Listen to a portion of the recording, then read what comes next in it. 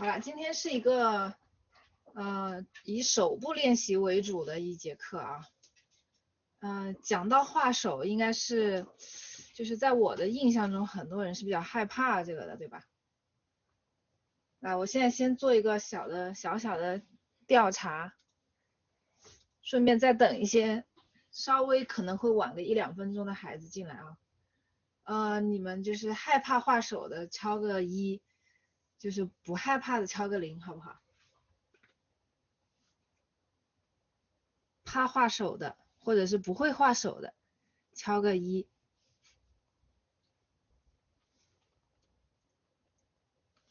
不怕画手的啊，或者是喜欢画手的，敲个0。哎呀，1多0少啊。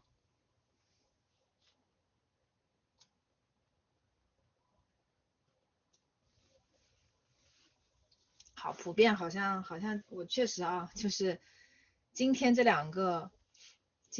节课的2个知识点都是好像很多画画人的噩梦，一个是不会画头发，一个是不会画手，对吧？这是我见过的最那个啥的啊，听到的最多的娇嗔就是不会画手，不会画头发，然后一到画手了就把它藏到袖子里，插在兜里或者背到身后，是吧？是经常的解决方案，或者就是干脆不画啊，就是因为像我们这种，比如说你画半身啊，画个头像啊，是可以不用每一张都带手的啊，好像是可以不用每张都带手，但是我自己会给我自己一个。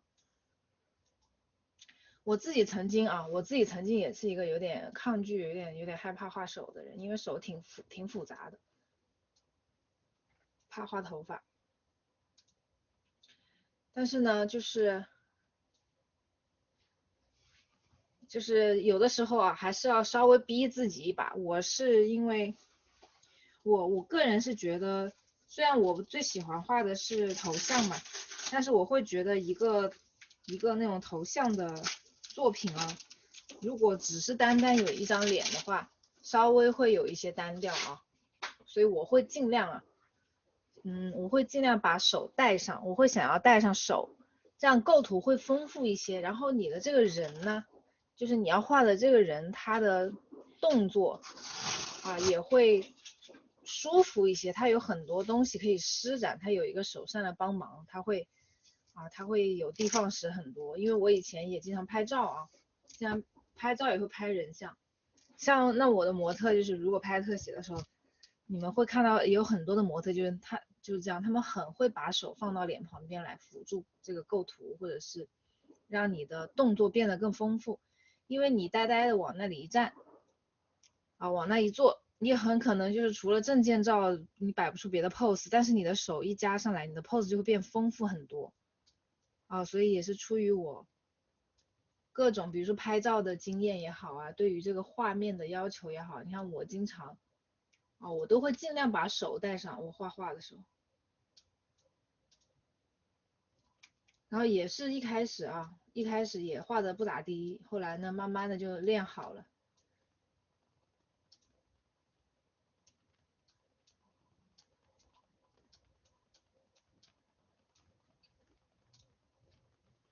所以关于手，我自己有摸索过一套，我觉得比较好的一个总结的方法和观察的方法，在这里呢就教给大家啊，教给大家。我们现在就把笔准备好，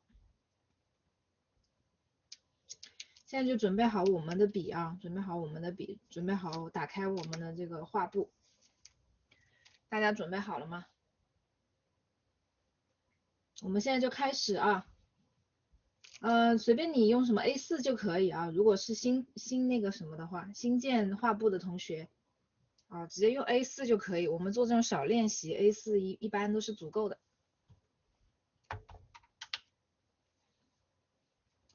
好，再讲一下啊，笔刷我们用的是，一般我的草稿笔刷啊，我的草稿笔刷用的是铅笔套装里面的铅笔2.0，铅笔2.0。好，准备好了可以敲个1啊，铅笔2.0。然后呢，用这支笔刷，我一般都会用到纯黑色，但是这个因人而异啊，因人而异。因为有的同学存在一个手轻手重的问题啊。有的同学下手重，有的同学下手轻，所以对于我来说，纯黑色我可以画出比较浅，你看比较淡淡的这种铅笔质感。但是可能有的人他画出来就很深啊。那么有几个解决方案，一个就是你自己选颜色的时候，你可以用一个深灰色也行啊，你用一个深灰色也可以。或者是你去选择降低这个笔刷的不透明度，但是这个不建议这么做啊，因为你这里你动了它，有可能你后面忘记调回来了，你需要把它画的实的时候，你可能就画不动啊。还有一个给大家的建议就是在初学阶段我们最好是做那种轻手轻脚的练习啊，就是尽量让自己习惯那种轻轻画线条。你看，让我们的手把我们的手练得轻一点。我不知道大家有没有考驾照的经验，反正我之前去考驾照的时候，我那个教练一开始不是让我们控那个油门嘛，就是不能开太快，就是让我就是脚轻轻的踩在那个油门上面，让那个车子以一个很低速的速度缓缓的向前移动。你稍微重一点，它不就车速不就高了吗？那画画其实也是我们尽量的大家尽量的让自己的手轻一点，特别是在草稿阶段特别是在草稿阶段，你看轻轻的画就好了，轻轻的画。你看轻轻的画有什么好处呢？第一个是会让你的线条它松弛一些，然后它有更多的余地你比如说，那首先轻，然后呢就是这个笔刷的尺寸最左边我们把笔刷的尺寸在草稿阶段稍微调大一点，这个百分之多少仅供参考因为我们的画布尺寸不一样，所以比如说我的20%和你的20%画出来粗细不一定是一样的你就参考我这个效果，然后把你自己的这个笔刷调到你觉得这个粗细感觉跟我差不多就行了所以这个数据不是绝对的参考的因为这个是根据你的画布的大小来定的。所以之前也有同学说，为什么我的笔刷老是调不细可能是因为你的画布太小了，你的画布变大了以后，它的笔刷不就相对的来讲就变细了吗？所以我们在打草稿的时候，尽量习惯呢用这种稍微粗一点的，然后轻轻的画粗的好处呢，就是让你的东西可以不用一下子敲定的那么死。你比如说这根眼线对吧？这根双眼皮线，我可以在这一个范围之内，你都把它理解为双眼皮。然后我轻轻的画它，对吧？它的好处是什么呢？它给你的后面的操作留了很大的余地。当你想继续再细化它的时候，再慢慢的在这个大的方向上面，慢慢的一步一步深入往下深入去刻画的时候，你把它调细，然后画重一点，它的确定性就会变得越来越明确。你看我最后如果在这里卡一条线，对吧？你就会感觉它的双眼皮原来是在这里，那我也可以在这里卡，也可以在这里卡。你看这几条细线的位置，它其实都在我们的那个草稿的范围内，对吧？所以你先用轻轻的，用粗一点的线条，就会让你的草稿尽量的在一个大的感觉上面保留了更多的可能性，而且你不用一下子抠得很细它还有很多的调整和那种可能性。好，我新建一个图层，我们现在就来理解一下这个手我今天找了一些关于手的那个素材给大家练习，我们能练多少算多少。现在我们就来讲解一下跟这个手相关的知识点，一边讲我们一边画，一边讲一边画这样的话呢我觉得是最有效的。这是一个女孩子的手，一般我画手先画什么我会观察一下她的那个具体的这个手的姿势，因为手的姿势很丰富嘛5个手指头对吧？5个手指头，每个手指头又有除了大拇指以外有3个关节关节也很多，然后它的关节又可以弯曲，然后呢又可以你看分开并拢所以它可以产生非常多的动作，本身这个手就可以产生非常多的动作了，然后再加上这个手呢，它如果又带了一些角度，对吧？这种角度它还有正面和反手心手背的差别，还有手侧还有2个侧面啊，然后再加上一些如果有透视，比如说哎指着你，对吧？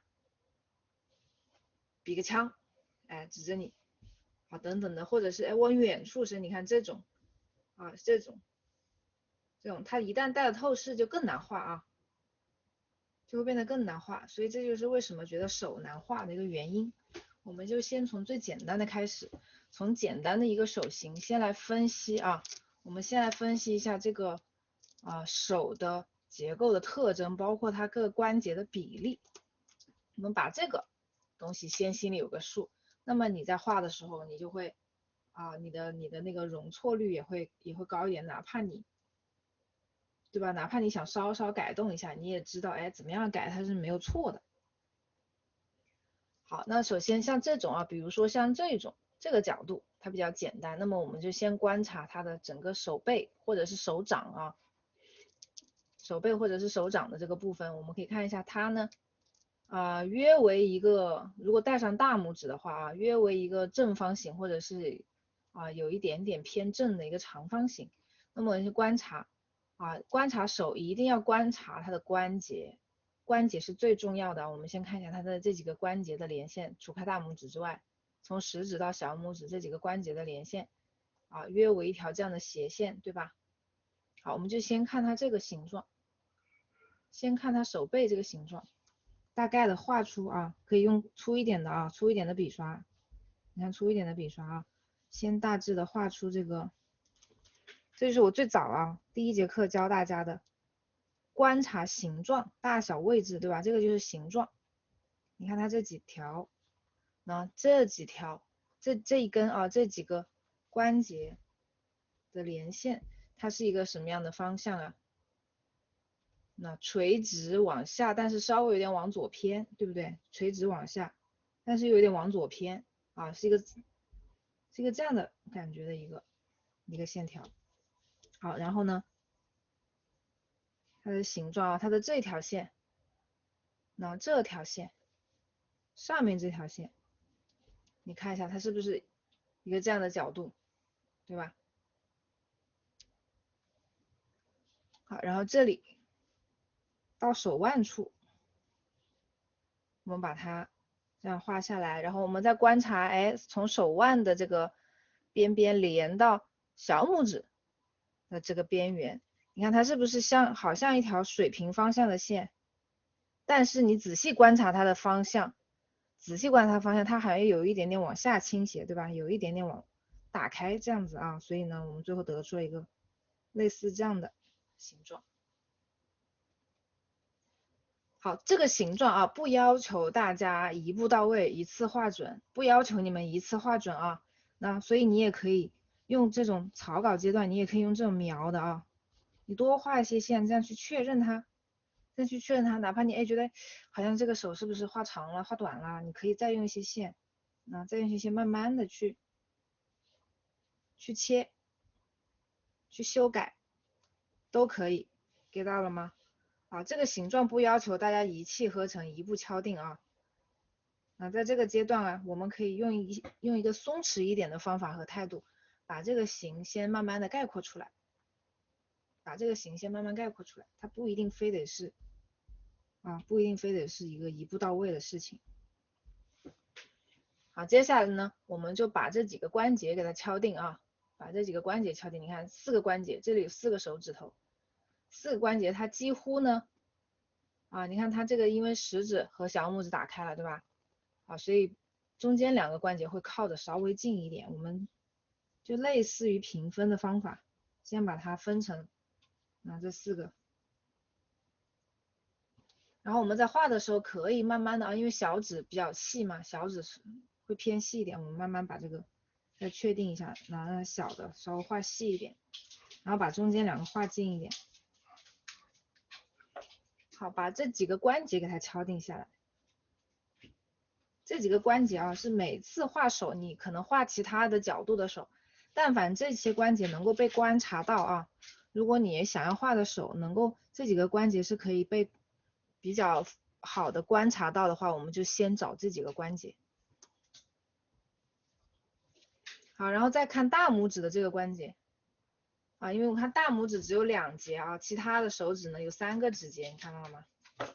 啊，其他的手指是有3个指节的，就大拇指是2个，大拇指是2个，所以大拇指的这个关节它的位置在哪里啊？大概大家记一下位置啊，大概在这个手心或者手背的一半的这个位置，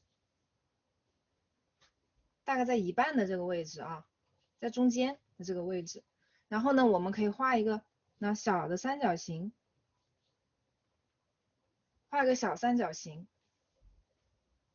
然后这个地方给它定一个位置，可以跟上吗？好，你看这里给它定一个位置啊，这个就是大拇指生长出来的啊，大拇指的定位。所以你可以在一个像这样的扇形，我们把它看成是一个梯形啊，梯形或者扇形，把这个手背或者手心看成一个梯形或者扇形，然后大拇指呢是一个跟它贴着的一个三角形，然后它的长度啊，它的生长点啊，这个关节的生长点在它的一半的位置，1/2的这个位置。好 ，OK 啊，以后你们回答这种是啊否的问题，直接敲1就好了啊。好，那接下来我们就像这个手啊，它比较好画的，接下来我们就把每一个关节都敲定。所以大家画手啊，你们一定不要这样去画它，一定我们画东西一定不要只看它的外轮廓，特别是这种比较复杂的，我们一定不要这样去画它啊，就直接想把它的轮廓这样子画出来，不要去看它的轮廓，一定要去看它的结构，先看骨头再看皮啊，先看骨再看皮。好，那接下来我们就来分析大拇指，我们先按下不表啊，先看看这几个手指，因为食指、中指、无名指这3根手指它们的那个长度是比较接近的啊。一般来说呢，正常人啊，一般来说这个食指和无名指的长度又更相似啊，他们可能有的人食指稍微长一点，有的人会无名指稍微长一点，它俩比较像。然后中指是整个手掌里面手指最长的一个手指啊。然后其实大家如果再去仔细观察的话，你会发现大拇指和小拇指的长度是差不多的啊，只不过因为它们的粗细不一样，然后生长的位置高度又不一样，所以很多人去忽略把它们俩做比较。啊，你这样去比一下，你拿自己的大拇指和小拇指这样一比，哎，你会发现大拇指和小拇指的长度差不多，看到了吗？好，所以其实你可以把手指的长度理解成一个以中指啊为对称轴的这么一个长度。你可以以后画画你就把无名指和食指画的差不多长，然后大拇指和小拇指画的差不多长，这样呢首先就没有太大的问题，对吧？然后中指呢是会比无名指和食指稍微再略长一丢丢的。好，那我们就从最长的这根手指开始啊，从最长的这个手指开始，然后大家会观察啊。你们看这个中指的长度是不是和手背的长度差不多？看到了吗？如果以这个关节为那个的话，那中指的长度和手背的长度啊，差不多是1:1的。所以我们就可以把这个手背啊，大家你们会看到那种，就是也有美术生啊，你们有的时候看到那些美院的学生或者考那个就美术生他们画画，或者是老师在教，经常拿个铅笔啊比来比去，对吧？为什么比来比去？它就是利用这个东西作为一个丈量标准，像标尺一样啊，利用它的笔作为一个丈量标准。我们画画的时候，板绘也可以这样用。你看，我就拿这个笔比一下，这个中指的长度，把它移过来啊，大概在这儿，做个标记，对吧？那我的中指可能画到这个长度附近，是合理的，对不对？是合理的啊。我们可以这样去比啊，利用我们的笔。所以在画画的过程中，我们会经常用到这个动作啊，经常会用到这个动作，把我们的笔当做尺子来用。好，然后呢，这个中指的长度我们定在这里了之后，好，接下来你再观察它的方向，这条线的方向。如果我们要从这个关节到这个指尖连一条线，对吧？你看一下这条线的方向，观察一下它是不是平，几乎是平行的，但是有一丢丢往下倾斜的感觉啊，几乎是平行的啊，我就从这里连一条，几乎是这种平行的直线。你不一定啊，不一定要用软件帮你，你直接手画就可以，画一条平的线，然后画的时候呢，稍微可以让它往下走那么一点点啊，这就是它的方向，它的走势啊，它的方向。好，这个时候中指确定好了，对吧？好，接下来呢，长度定好以后，我们看一下每一个关节，一个手指头不是有3个关节吗？好，在这里告诉大家啊，有一些公式你们记住，就画画有非常多的公式，像我们上一节课不是教大家背了耳朵吗？耳朵还记得吗？还背得出来吗？好，这次我们就把手的这些公式给它记住啊，这种就是属于人体结构的知识，这些知识就你把它像公式一样把它记在心里面，以后画画呢，就画到这些部分的时候就是不太容易出错。好，我们看一下这个手的这个3个关节，你可以看到啊，这里看不清的话我翻过来，你看这个指节这个线。这个手指的这3个关节啊，它是依次递减，它的长度是依次递减的关系，你们发现了吗？这3节指节它不是一样长的啊，它是依次递减的，就是一节比一节要短所以这个记住就好了。然后呢，你会发现第2节和第3节这2节你会发现这2节你如果把它折过来这2节加在一起是略长于后面2节加在一起只是比第1节略长一点点，看到了吗？只是比第1节略长一点。所以我们这3节怎么分我们可以这样分，一般把一个东西1分为2是最简单的，对不对？你先把这个东西，假设你把它1分为2，把它1分为2。好，然后呢，后面这2节它要比前面的稍微就是这一段后面这个你把它当成第2指节和第3指节，它加在一起要比第1指节稍微长一点点，那你就把这个中心点找到这个中心点，然后让它稍微短一点，找到这个中心点，然后往回移一点。好，这个中心点你看它就是你可以把这个点当成是我们第1个这个关节手指头的这个关节的定位点。好，然后后面2段你看后面这2个指节，第2指节和第3指节中间这个关节呢，你又可以怎么样？你看它们是，对吧？你如果把它1分为2的话，是不是中间一节比最后一节要长一点？所以你这个时候在后面这一段里面，你把它1分为2，但是呢，你要把它分的不要分成那种平均分，你把这个点再往前挪一点，是不是这个指节也找到了？所以你看它们仨的关系你看这2节加起来，2、3指节加起来是比第1指节长的。然后呢，每一个指节都是依次递减的，这个大家能搞明白吗？你这样去分你这样去分就不会有错，这样去分就不会有错好，那定好之后，我们可以大概在这里画成这种代表关节的小圈圈，也可以轻轻的打2个小圈圈给它画上。好，中指的长度我们定好之后，接下来就可以以中指为基准点画其他的手指了。好，那么首先你看，我们首先看什么？首先看大方向，看骨骼看大方向，看大方向。你看它的这根这个手指我们比如说从中间伸出来，它的方向是不是和这个手背的角度和这个手背很像你约莫你对角度敏感一点的同学你看一下它的角度，因为它的手指之间几乎是直的，它没有拐弯。有的同学会发现，我觉得这里有拐一点弯呀，那我要不要画成这样子的？我这里要不要折一下？先不急不急着折。你会发现什么呢？这里它有一点点拐弯，有可能是这个光线和它的关节，因为关节会粗一点，会大一点和它的关节造成的一个错觉。其实你看它整体的走势是一个直的。如果是这样，我们先不用纠结它的这个，先把它大方向画出来。好，方向是这么一个方向，对吧？这么个方向。然后长度呢？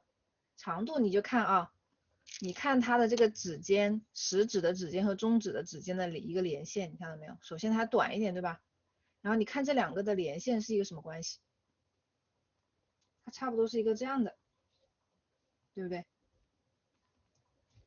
这些隐形的啊，这些隐形的线啊，其实都是关系确定位置，确定它的位置啊。你如果发现这条线了，你如果发现了这条线啊，它观察出了它的角度，你就能把食指的位置长度给它定好了。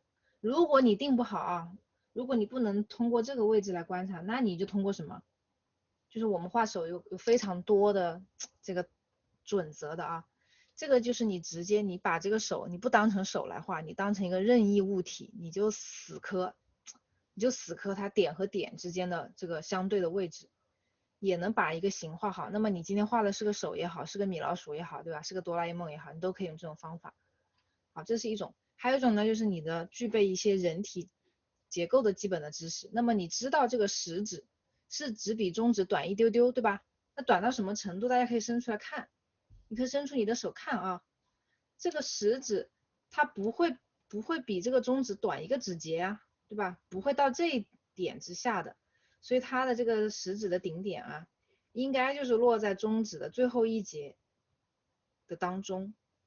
那么你可以看一下啊，约摸其实它你看正常约摸它正好在那个中指最后一节的中间这个样子，有的长一点，有的短一点，你就找它差不多这个位置。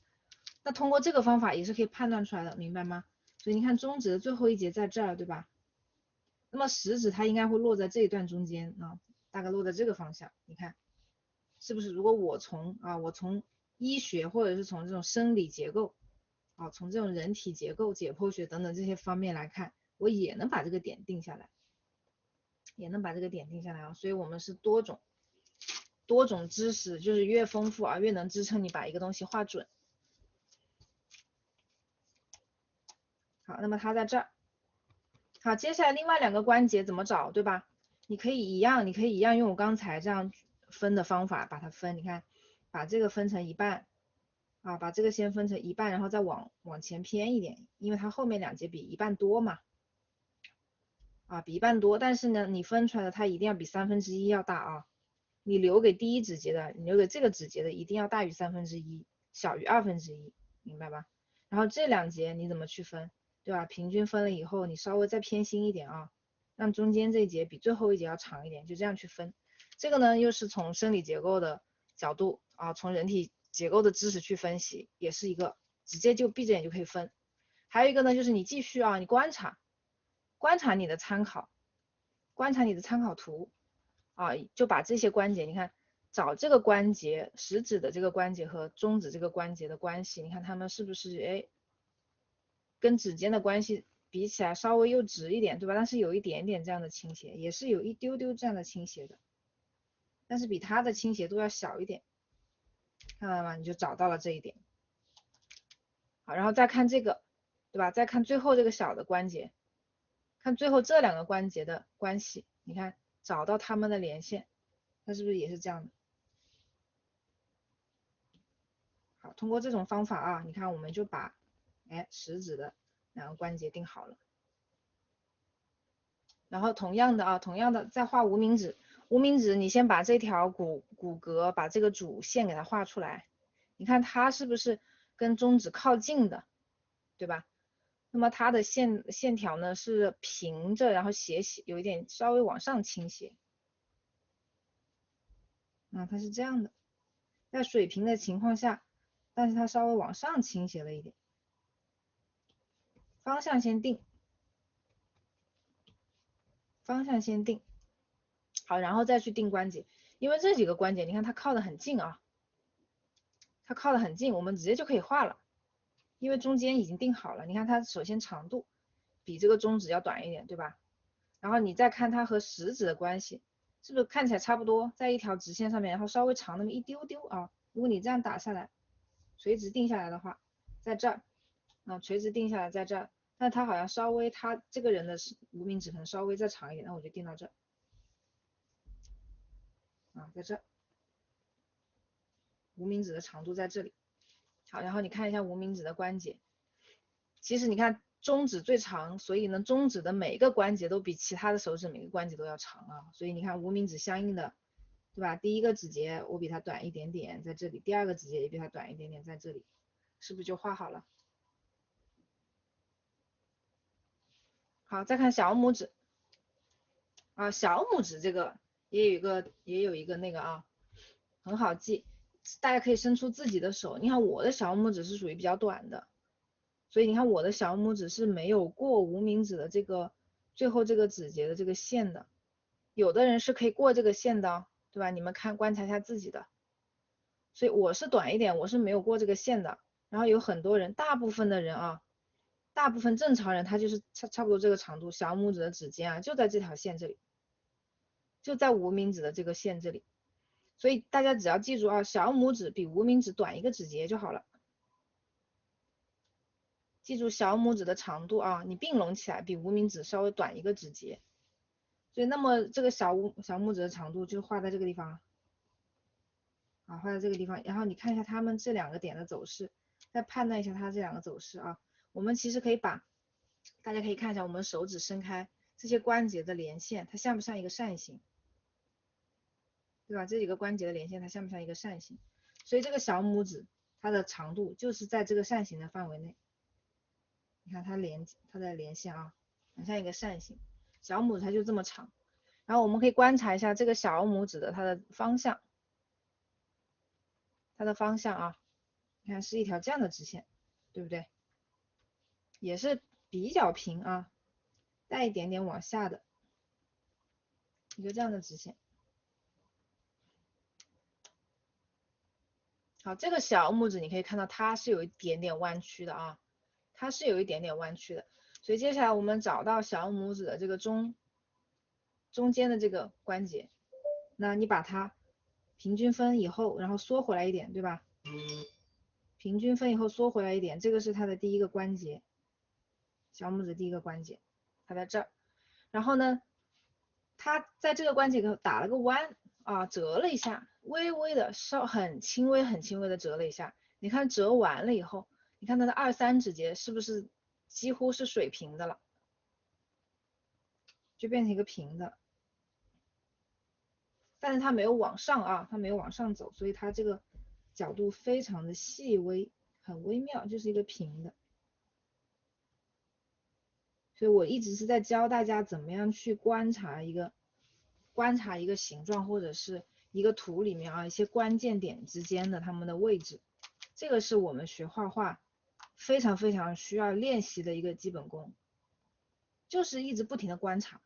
首先你画任何一张画，包括我们最后一节，哪怕到了最后一节我们画人体了啊，就是画整个一个全身的时候，也是先找关节啊，先找关键点。关键点之间呢，你再去确认它的位置、它的大小、它的方向、它的形状。好，你看剩下的这2节，对吧？小指最后这2节怎么分啊？你看2分以后再稍微偏心一点，对吧？那2分的基础上稍微偏一点，我们这个一整根也是先2分，然后再偏一点啊，这样子去把每一个关节就能定住了。get到了吗？好，最后我们来画大拇指啊，大拇指因为只有2个关节。大拇指只有2个关节，大家可以看一下啊。正常人的这个大拇指，如果并拢的话，大拇指的指尖一般呢就是在这个食指的第一个指节的中间的位置，在食指啊第一个指节中间的位置。你看你打开，大家看一下这些手指，对吧？你如果这样开合，它都是基于这些关节点不动，在这个基础上去做一个类似扇形的这样的一个轨迹的运动，对吧？啊，所以当我们打开以后，我们的关节其实你看也是呈扇形分布的，关节和关节之间的联系它是像一个扇形的，特别是这4个手指啊，这4根手指，因为它们都是3个关节啊，就比较联系的紧密一点，所以你把它理解成一个扇形。那么这个大拇指，它既然最后一定是差不多落在这个食指的第一个指节的中段这样子，那么大拇指它的长度我就是大概是不是定一个像这样的扇形，它逃不开。我打开一点，再打开一点，再打开一点，它终究呢会落在这些点上，对吧？能理解吧？好，我大概啊心里有个数了，我画大拇指长度就不要超过这个，不要超过这个关节了。好，然后呢，你看一下是不是啊？你看它大拇指比较长，它就接近这个，它有点接近这个关节啊，那我可以高一点，它可能超过一半了，超过一半多一点，快接近这个线了。好，大概在这儿。啊，还是可以因人而异啊，会有一点点差异。好，那么剩下的呢？啊，你再把它的方向找到，你看找到它的方向，它的方向是不是这条线折过来往上？对吧？大拇指是一个这样的方向。好，长度也定了，方向也定了，接下来只要把它中间的这个关节的位置定一下。好，所以大家你们看到这种小小的起伏的时候，你先别忙着去画它的弯曲啊，它并不一定有一个很大的弯曲的动作。你们自己尝试着看看，你哪怕把手伸直，你一个自然的情况下，它会有一些这种生理的这种起起伏伏，它不代表是一个弯曲啊。很多人会把这种现象夸大，你观察到了，你画出来，人家可能3分，你画出来变7分啊。所以不要先急着去画这种你看到的这种弯曲，因为它很细微啊。你一开始就去盯这种细节，其实你大方向上就容易把控不住。好，那我们看一下大拇指的这2个关节啊，我们看一下大拇指这2个关节，几乎是平均分的，几乎是平均分的啊，几乎是平均分。那么我们在这里呢，画个找到1/2的点，找到1/2的点就可以确定大拇指的这个关节了。好了，对吧？你看接下来的事情好办了吗？我们这些，那这个骨头都已经确定了，我们只需要把它的皮肉覆盖上不就好了吗？好，在覆盖皮肉之前啊，我有时候就直接可以开始这样画了。如果大家还是不是非常的确定的话，我们可以再把它的这个肉给它画上去啊，肌肉的部分，这个我可以换一个颜色，你们换不换都没所谓啊。我自己如果画的比较的随意的话，我就会用这种椭圆啊或者是方圆柱的这种形式，你看去把它圈出来，一个一个这样圈出来，这样的目的是为了什么呢？为了确认一些细微的，你比如说这里刚开始我们看到有一点点细微的弯曲，对吧？然后还有就是定一下它手指的粗细。好，现在来给大家讲一下手指的粗细啊。手指的粗细是这样的啊，中间这3根食指、中指、无名指，你可以把它们看成是一样粗啊，但每个人会有一点细微的不一样。你要是戴戒指啊，它细微的不一样，中指可能稍微粗一丢丢，食指和无名指差不多。好，这3个我们就把它看成是一样粗的，理解成一样粗的。然后小指稍微细一点，也不会细太多啊。所以我经常看到有的同学这个手指啊，它好像结构也对了，但是它的那个粗细呢，有感觉没有把握好啊。有的同学会把手指画的太细，太细也不好看啊。然后大拇指是略略粗于其他的3根手指，所以大家会有一个就是默认的一个观念嘛，就是会觉得大拇指是最粗的，小拇指是最细的，对吧？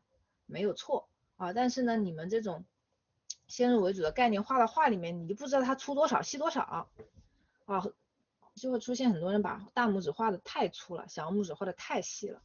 所以呢，我们这种你虽然知道它粗一点细一点，但是都只是略微微啊，略微微的粗一点，微微的细一点，不要相差太厉害，否则你画出来的就会比较的怪。好，那我用这个颜色啊，我用这个颜色，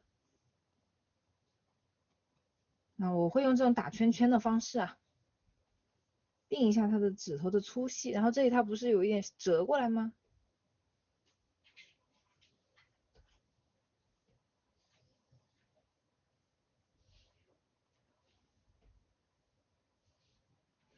好，这边我也会用这种打圈圈的方式啊，一节，因为我自己如果熟练的话，我就不会画，我可能就不会画中间这根骨头了，我就是可能直接上手就会用这种一圈一圈的方式啊，把这几个手都定下来。这个也像不像那个宜家那个木头人偶什么的，有那种木头的人形关节的那种模具摆件是吧？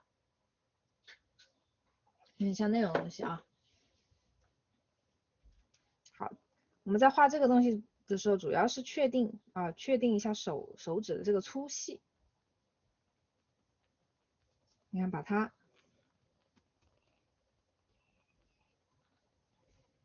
你顺便看一下它的走势是不是一样的啊？然后那个中指跟无名指不是并在一起的吗？这里有一个小缝缝，你看到没有？这个地方有个小缝缝啊。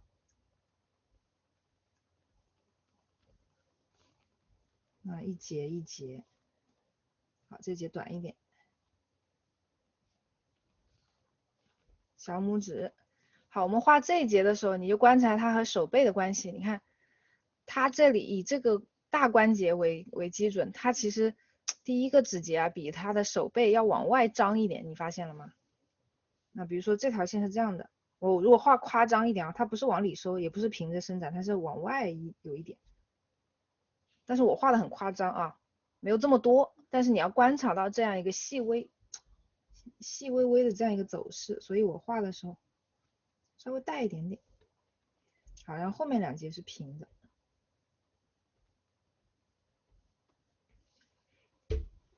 对吧？好，然后我们再把这个手背这一块再给它搞一下。你看这里，它的大拇指这边顶出来，这条手背这条线它是往内凹的，对不对？往内凹的，你给它这样收一下。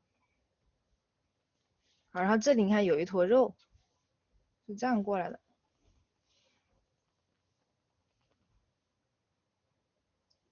好，到这一步我们的草稿就打完了，不知道大家有没有跟上我把这些太多余的辅助线给它擦掉了啊，简单擦一下。好，这个时候我新建一个图层，然后咱们来勾线了接下来就是美化了。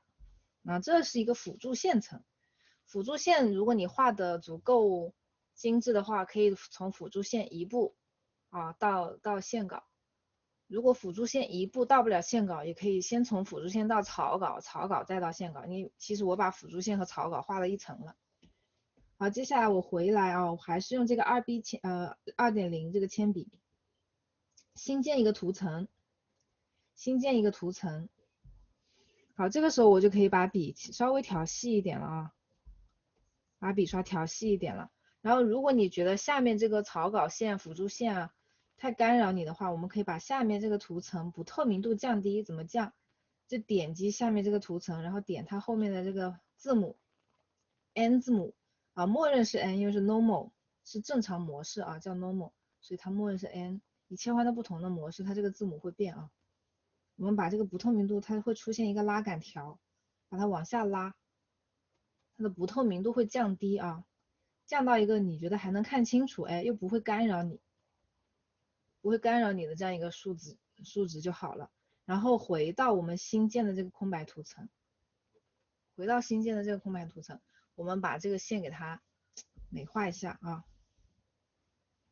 好，画线的时候，因为我们最终现在需要一个成稿了嘛画线的时候呢，就需要大家练一下平时如果特别是新手的话，你要多练了，练习这个勾线这个是属于勾线的一个步骤了就是我以往的这个基础课我其实不会教大家去勾一个特别精细的线稿，我中间有一个线稿课我才会教大家怎么去勾线。但是这一季就是第11期的这个课程，我综合了一下，我中间也会教大家怎么去画一个漂亮的线稿。从现在这个就开始了你在画的过程中，你看它是一个粗的，对吧？你再把一个粗的朦胧的模棱两可的东西，把它往一个确定的东西画的时候，你就要再进一步的去观察了。在大方向已经给了我们的基础上，我们再进一步的去观察、细化，并且美化它。好，这个线条我们仍然可以轻轻的，不要太重，然后不用一笔画到位。你看你一些重要的部分，像这种鼓起来的关节的部分，你可以多几笔这样子描。但是大家可以这样描就是可以接线。接线的过程中一定要注意接头是顺滑的，这个上一节课也讲过，你不要就是毛毛躁躁这样去接你不要这样去接。你看你如果这样子去画，这么多的小毛头啊，那你就画不出来一个很精致的线。所以慢一点啊，宁愿慢一点，轻一点，慢一点。啊，手法也教给大家了啊，轻一点，慢一点，你可以接。好，它这里有一个毛衣，对吧？毛衣你可画可不画啊。如果你不画毛衣，你只画一个手的话，你看它这样弯着，它这里是一个会有一个弧线下去的啊。好，然后我们记得大家画手啊，画手的时候，手心手背的概念一定要有。我们画到手指怎么样会好看？让你的手有这个骨骼感啊，骨节感、骨骼感，就要分清楚手心和手背。你看手心是有肉多的地方，它不是只是指这块手掌才叫手心啊。我们的手指头也分手心手背的，明白吧？好，手指头也分手心手背啊。手背就是这个皮，就是皮包骨的这个，就是骨头多的地方。手心就是肉比较多的肉垫的这个地方。所以哪怕你看，哪怕我们是画一个啊这样的侧面的也好，正面的也好啊，这样的手指线条，你可以看得出这两根线条，对吧？一过去回来啊，就是这轮廓啊，轮廓上面一条轮廓，下面一条轮廓，它代表的是不一样的，它代表的很多情况下是不一样的。你像它这个，因为是有一个侧面的感觉，侧过来了。所以你看它就会有手背是一条线，对吧？上面的轮廓是手背，下面的轮廓是手心。好，这个画出什么差别呢？来，跟我一起画手背啊，我画的夸张一点啊，手背要往下凹，你要画出骨骼感，手背的线条是这样往下凹的，往下凹的，啊，这样才能画出那个皮包骨的感觉啊。我画的很夸张，但是呢是这个意思，所以我们在画线条的过程中，你看把它有意识的稍微往下面压一压，看到了吗？稍微带一点点啊，带一点点这种走势，不是说你要画的很夸张啊，不是啊。然后到了手，到了关节的地方，你要还是拱起来啊，像这种地方你随时都可以擦掉，可以修。到关节的地方鼓起来一点，有这种关节感，画出这种关节感。好，然后再去画，你看这一条线同样又回到手背了啊，又是手背了，所以我们画出一点点往下塌陷的感觉，往下塌陷的感觉。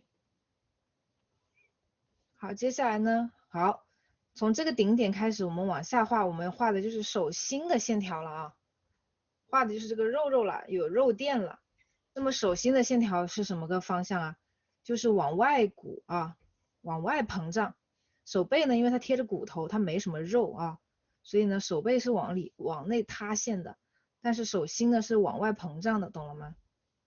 好，所以我们画手心啊，这个线条啊，你就要画出有一丢丢往外鼓的感觉，不要太多啊，太多就变成菩萨手了，变成小肉手了啊。但是这个感觉是要有的，这个趋势是要存在的啊。好，然后很多同学画到这个关节这里，画到这个关节的拐弯处，他们喜欢画一个尖尖。每次一到拐弯这里啊，就把它画成有一个尖尖出现，不要，就好像上一节课讲画嘴巴，画那个口裂线啊，画嘴巴，画到下嘴唇这两个唇珠，这是口裂线，对吧？画下唇结节的时候，你就自然而然的平着过来啊，不要这样断开，不要突然拐弯，不要出现一个尖尖啊，这里不要出现尖尖，那这里一样不要出现尖尖，它们是一条线，一条流线，不可以折断啊，不可以折断它。你把它想象成是一根不可以折断的钢丝，你只能就是很顺滑的过来。好，这边也一样，这个关节呢也画出一丢丢，画出一丢丢这种啊。我们画手不要像我放那么大啊，我放那么大是为了给你们看线条，大家自己画就有个大局观啊，保持一个全局的视角就好了。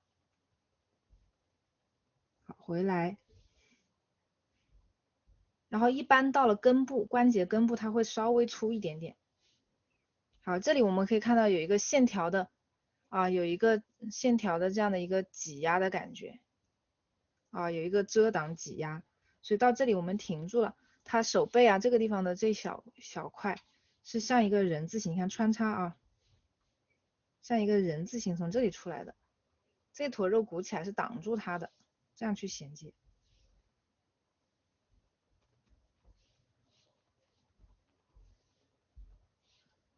你看它这里有一个小凹陷啊，像这种小细节可以画出来。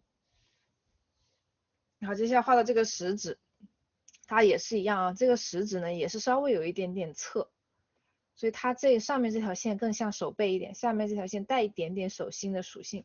什么时候没有这种属性了呢？就是你转到一个手指的正面了啊，你看这两边都是它的外轮廓了，它就没有手心手背的概念了。但凡你稍微侧一点，你看稍微侧一点，往这边侧，往这边侧一点，它那个手心手背的概念都能出来。但如果只是一个手的正面，你可以看到啊，正面的话它就是也是，那就是两边都往里凹，两边都往里凹，因为它会被这个中间会被这个关节顶起来，没有关节的地方就是都会内陷一点。好，这个待会我们画到中指和无名指的时候，就用这种方法去画它。现在这个食指呢，还有一点手心手背的概念，因为它有一点点侧，稍微有一点点侧啊，所以我们画到上面这条线的时候，它是一个手背的概念。好，不要被我们刚才这个小圈圈给带走了啊！这个小圈圈画完以后，你看中间是一个，中间是细的，但其实我们画完以后，它中间还要加上这个关节，它是粗的啊，它是粗的。好，所以呢也是啊，沿着这个方向画过来，有一点点内凹的感觉。好，画到关节的时候给它顶起来一点。哎，我的鼠标呢？啊，画到关节的时候给它顶起来一丢丢。你画的这个关节，顺便去观察一下啊，顺便检查一下这个形对不对？你看我这个关节是不是比这个大拇指的指尖要长一点啊？是不是比它长？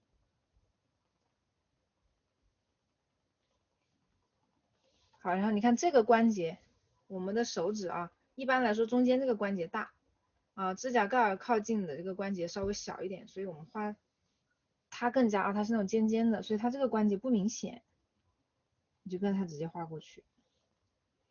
好，一般指尖啊会稍微小一点点的啊，这个就看个人喜好了。有的人喜欢画那种尖尖的手指啊，像那种，比如说如果你们画那种古风的啊，国风的呀，古风的，或者是画女孩子，可以把手指头稍微画的尖一点点，就是什么十指如葱啊那种的，葱不是那个尖尖的嘛。啊，如果是画男孩子就别画那么尖，就太娘了。男孩子可以把，如果是女生的手指，你可以稍微画的这样尖细一点。如果是男孩子的手指啊，你就画的平一点、圆一点，你就这样画。你看这两个之间是有差别的啊。然后我其实画女生的手指，我也会把它画的稍微的圆一点，因为我自己也是这种圆圆的指头，我觉得这样还比较可爱。而且有时候经常我参考我自己的，我就画习惯了啊。我比较喜欢这种自然一点的，没有那么的看起来没有那么的造作，没有那么的娇气的感觉。除非是我要画很娇气的人设啊，我会把手指故意画的尖一点。好，它这一条线是稍微带一点点指腹啊，带一点点指腹啊，那个手心的感觉，但它不多啊，因为它没有那么侧，所以我们稍微平着拉过来就可以，或者带一点点啊往外的这个感觉，往外鼓的感觉。好，到了这里，你看啊，手指和手指之间是不是有这种一个一个像小括号一样的圆圆的、薄薄的这个像鸭蹼啊，像那个鸡爪呀、什么鸭爪之间的那个蹼一样的东西啊，像蹼一样的东西。如果可能我们进化了啊，不需要这个在水里游嘛，所以我们这个连接的这个薄薄的这一片像蹼一样的，它现在就变得比较小。如果我们是那种可以在水里游的动物，这个蹼可能会比较大啊。好，这个东西怎么去画它？那你可以直接，你看这个蹼的位置啊，它是比关节，你看比关节要靠前的啊，所以如果关节在这里，你不要超过它了，你不要超过这个关节，它不可能在这里才分叉啊，所以呢，它一定是在关节之前就已经有了。我们要画在这几个关节前面，然后你如果要画出这个手的骨骼感啊，我们可以这边画一些线条的，你看画一些这种线条的交错感，就是来一点这种，你不要直接只画一个这样的轮廓啊，你可以把它的结构啊，用这样的线条给它叠起来啊，画出这种感觉。好，接下来我们画中指啊，中指呢，它就是基本上是一个指头的正面了啊，它就所谓的正面就我一直这样伸，我觉得怪怪的。所谓的正面就是你会看它两侧都是往里凹啊，都是往里凹啊，两侧都往里凹，突出中间这个关节，它就不像一个侧面。转到侧面，我们这里会鼓一点，会鼓一点，有那个肉的感觉。这里都是皮啊，都是皮，所以呢，我们就把它，如果你觉得你想把这个手啊，所以这个时候你有了这个观念以后，你有了这个知识啊，你有了这个知识储备以后，你可以在有一个参考物的情况下，加上自己的发挥，怎么样把这个手画得更加漫画感，对吧？如果你设定这是一个男生的手，或者是他是一个瘦瘦的，骨节很鲜明的手，你看可以在这里把骨节画出来之后，故意的去刻画一些这种凹凸感。你看我像这个走势，我就没有完全按照图来了，没有完全按照图片来了啊。这个时候可以自己发挥。好，注意它现在是一个正面嘛，正面的手指啊。那么我到了关节的时候，让它凸出来一点。然后呢，关节结束以后可以让它内凹。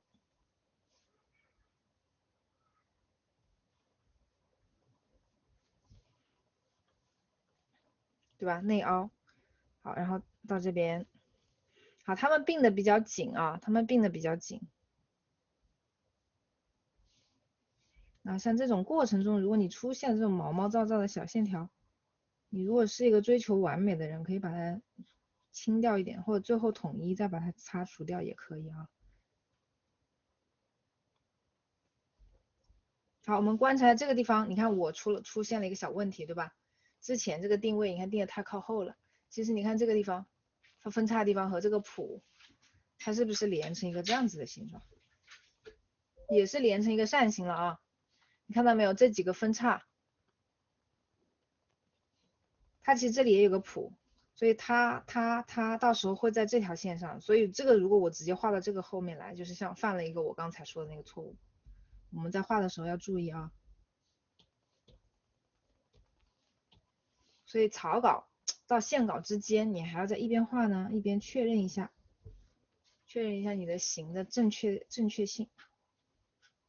好，它这里有一个，你也可以画一个小小的谱啊，画一个小小的谱的感觉，然后再把无名指画上，它们两个你看挨在一起了，所以这个线可以并在一块儿。然后这里又出现了一个小洞洞，对吧？这种小洞洞其实比较可爱的。这里你看为什么可以出现小洞洞，就是因为你看手指和手指之间它是往内凹的。对吧？关节和关节之间它是内凹的，所以你看这两边大中间凹进去，它就会出现这种小洞洞。这种细节是很可爱的啊，你可以把它甚至画的夸张一点也可以。这样你看可以少画几条线。好，然后确定一下是无名指的长度，对吧？你再去比对一下和这个食指的位置。好，然后每到了这个关节的地方啊，记得给它画出一点点关节的膨胀感、骨感。你看，注意这几根手指的粗细啊，注意这几根手指的粗细，它是一样的。好，这边过来，好，又要有一个谱了啊。画这个谱的时候，注意不要被这条线给它迷惑了啊，要以这个谱为标准了啊，以这个小括号为标准了。画到这里的时候，来一个括号，然后看一下这三个括号的关系，你看它是一个斜着往下走，那斜着往下走的这么一个扇形，观察它啊。这个可以稍微再画进来一点点。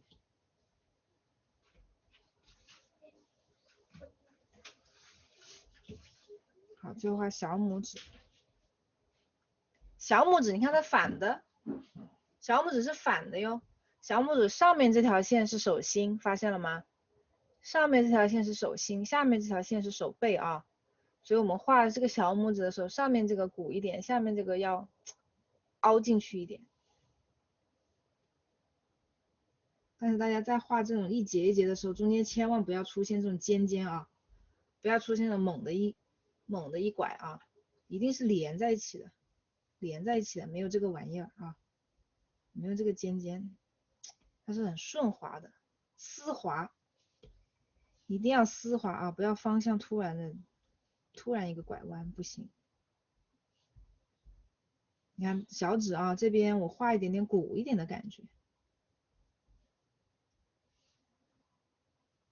然后一些新手朋友啊，特别零基础的孩子们，你们可以先不用去凹中间这个起起伏伏的小的这个感觉，因为对于特别零基础的同学来讲，这种很细微的感觉表达起来，你们容易做的太过了。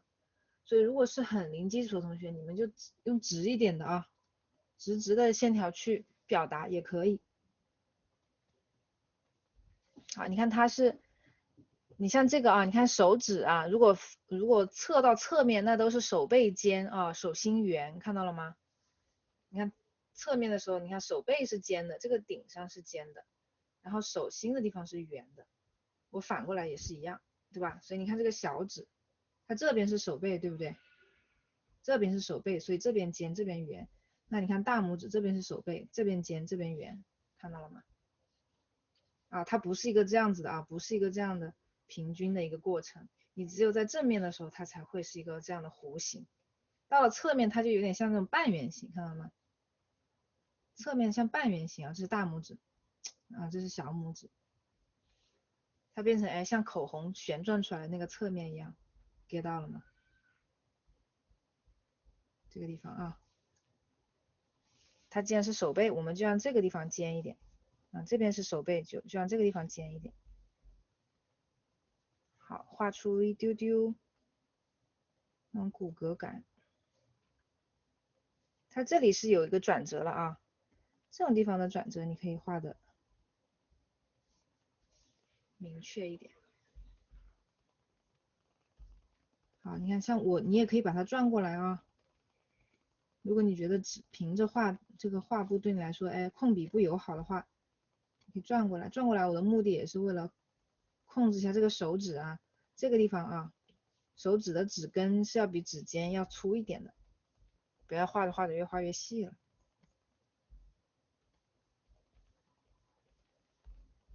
好，手背。好，这个地方一般我们怎么画下去？你看他的手，他的这个是手那个手腕关节对吧？腕关节这边下来，你如果要画毛衣，就直接照着它的画；你如果不画毛衣，它的腕关节啊和它的这个手掌之间也是有一个重叠的部分，就直接这样画下来就好了。看到吗？直接这样画啊，这个地方画个重叠。如果你想画毛衣，你观察一下啊，它的毛衣是这样走的，毛衣的袖口是一个这样的袖口，这样的袖口，这样的袖口。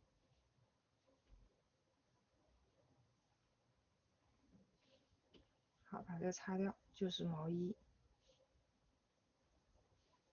因为毛衣不在我们今天的教学范围内啊，我就稍微快一点。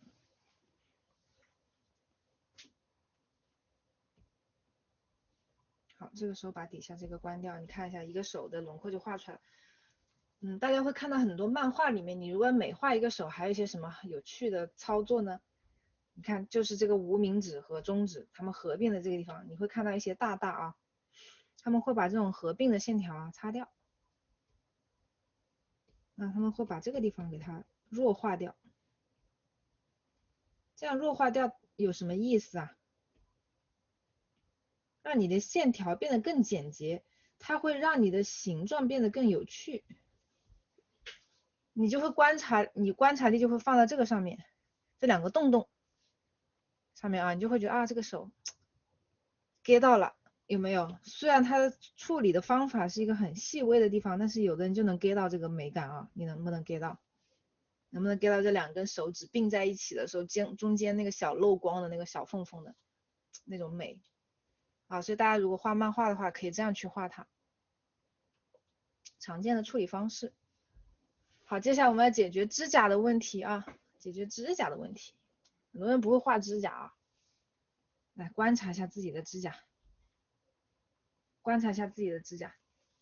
首先，我们的指甲是不是长在最后一个指节里的？它一定不会超过这个关节，对吧？然后我们的指甲，大家看一下，它又是不是没有一整个关节这么长？你看这一段。所以我们看一下指甲它所占的长度啊，就是最后一个指节的2/3。大家记住这样一个数据就好了。指甲啊，指甲的长度，你就只看最后，你看最后这个关节，你看最后这个关节，然后找到它，你看这个是一段，把它分成那种3/2分啊，把它分成这种2/3的，就是它指甲的位置了。get 到了吗？我们可以这样去啊设计啊，这样去画它，这样去理解。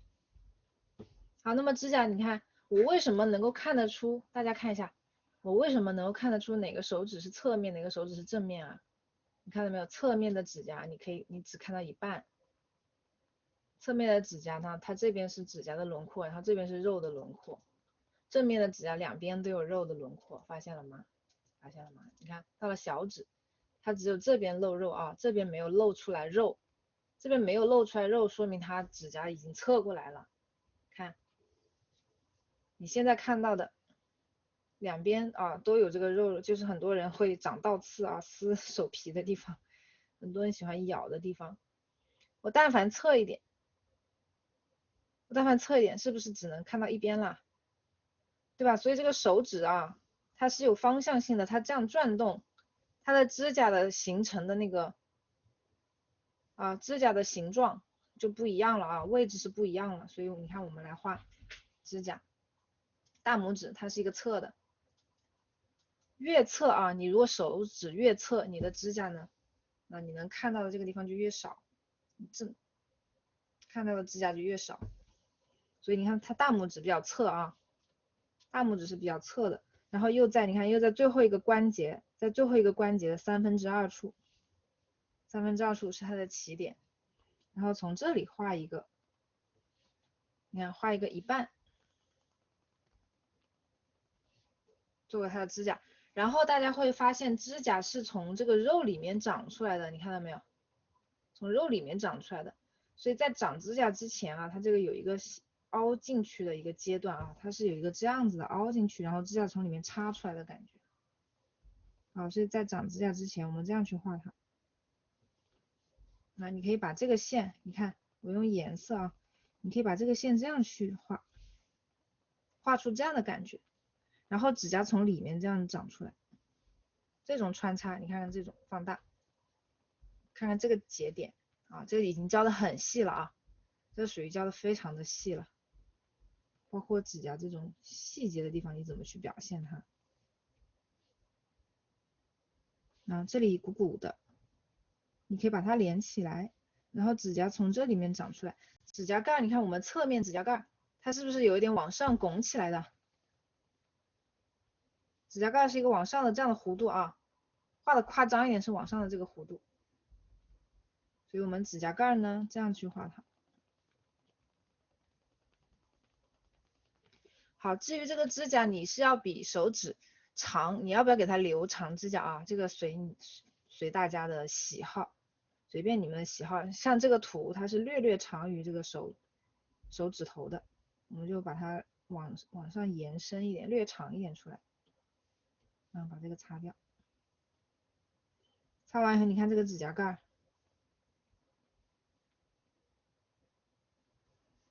它是这样鼓起来的啊，鼓起来的。这里可以给它修圆一点。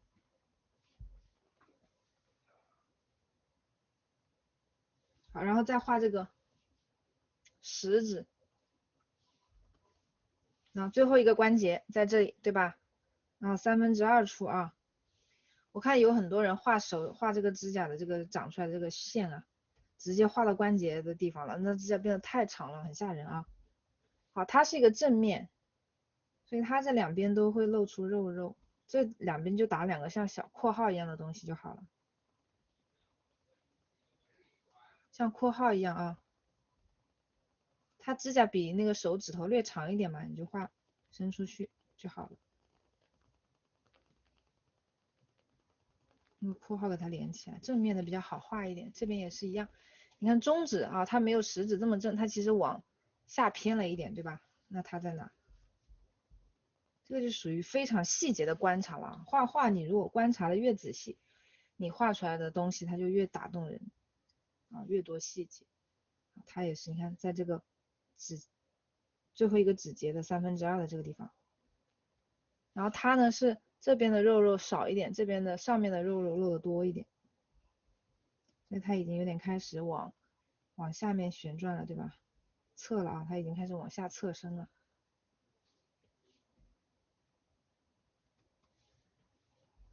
好，这个无名指，那如果是这样，无名指肯定只能比它更侧啊。你要想象一下，对吧？无名指侧的方向，你看小指侧的方向，你有没有可能中指往这边侧，无名指往反方向侧啊？那就见了鬼了啊！所以这个逻辑你看一定要是顺过来的。中指已经开始往下侧了，那无名指也更加往下侧。然后指甲的形状就随便大家的喜好了，你尖的也好，圆的也好，什么法式的也好，这种都可以。好，小拇指它是一个侧了啊，侧过来了，最后一段2/3。好，小拇指这边就不透肉了。你看这个你看我的小拇指啊，它就这里有点凹进去，那就画出这种感觉了。画到这个小拇指是和那个大拇指的处理方式是一样的啊，它有那种从肉里面长出来的那种感觉。然后注意所有的指甲的侧面，它的甲面都是有一点点往外拱的啊，你不可能画一个指甲是这样翘的，那就不对。指甲的走势，你想想那些指甲很长的，你们有没有看到过那种美甲很长的那些女孩子？她们美甲越长，是不是越往里勾？是不是指甲长了的话都是往里勾的，对不对？它为啥会往里勾？就是因为它的甲面啊，指甲的甲面是一个这样的拱起来的弧度。你没有看到往外勾的吧？你看，包括以前清朝那些娘娘戴的那个护甲，都是这样往里勾的，不存在这样的啊，也不存在直的，所以你就知道了啊。你延长以后，你就会发现这条线的走向了。你就会知道啊，指甲的甲面它其实是要往外拱起来。好，这就是一个完整的手了。当然了，像这个地方，你看这里我做了一点漫画化的处理啊，这种是属于比较偏2次元的这种那个绘画语言。所以如果你想把指甲处理的也2次元一点怎么办啊？其实有一些方案啊，但是像我们这种画，带一点写实感的，就是画成这样就行了。很多那种2次元一点的那种漫画的处理的手段，他们是不画这条线，不画最下面这条线的，它就是上面微微的呢，把个指甲有一点点伸出去的这个感觉，你看没有？这样就很2次元了，有没有？啊，这样就很2次元。所以就是那种纯2次元和像我们这样有的时候我们这种画风被人称为2.5次元，它又带一点写实啊，然后又带一些形的夸张的，它还是不那么一样的。你看把这个擦掉，它就很2次元了，get 到了吗？好，那下面我们就来画更多的实例啊，画更多的实例。我们再找一个手，找一个复杂一点的啦，我们来画这个。好，这次我会快一点了啊，因为之前是要给大家讲一下手的，是要给大家讲那个手的结构的。现在我们就快速的用刚才的方法，再来画一个。好，我把笔刷放大一点啊。好，我们来观察这只手。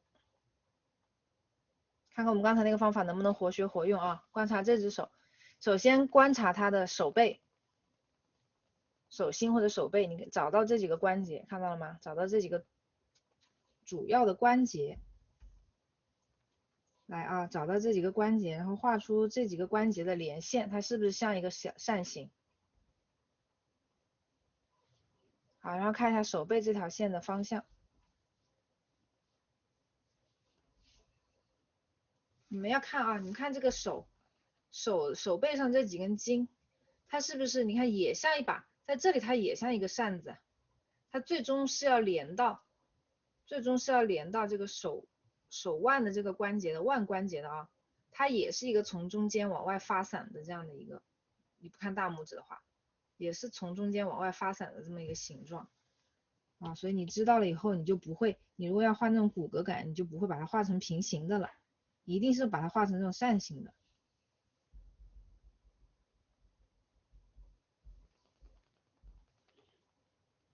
好，那么你看找到这条线，最后这个小拇指的这根筋，它是往里这样收的，看到了吗？好，但是因为小拇指这个小拇指这侧手掌是有厚度的，手掌是有厚度的啊，所以从这一条到这条外轮廓，它就属于你看这个地方如果有个关节，它这里就属于一个厚度了，这块就属于厚度啊，属于手掌的厚度。属于手掌的厚度了。好，我们把这个找出来。所以呢，它的手的这个外轮廓应该是这条。啊，你看这里有个厚度，所以这个肉啊是这样圆过来的。好，这个手这个那个上臂，这里要拱一下，这里有一个腕关节啊，你看到腕关节的地方，而且大家看到小拇指顺着小拇指往下走，这个地方敲起来很痛的这个骨头叫耻骨啊。耻骨它是有一个鼓起来的，大拇指这边没有那么明显，那小拇指这边有一个耻骨，所以它在这个地方是有一个骨头的，你看这里是高出来的，所以你看这个地方手腕是要画出一点这种骨骼感啊，往上拱一下，我们再长出去，不要直接这样显直直的就画过来，那这里就没有关节了。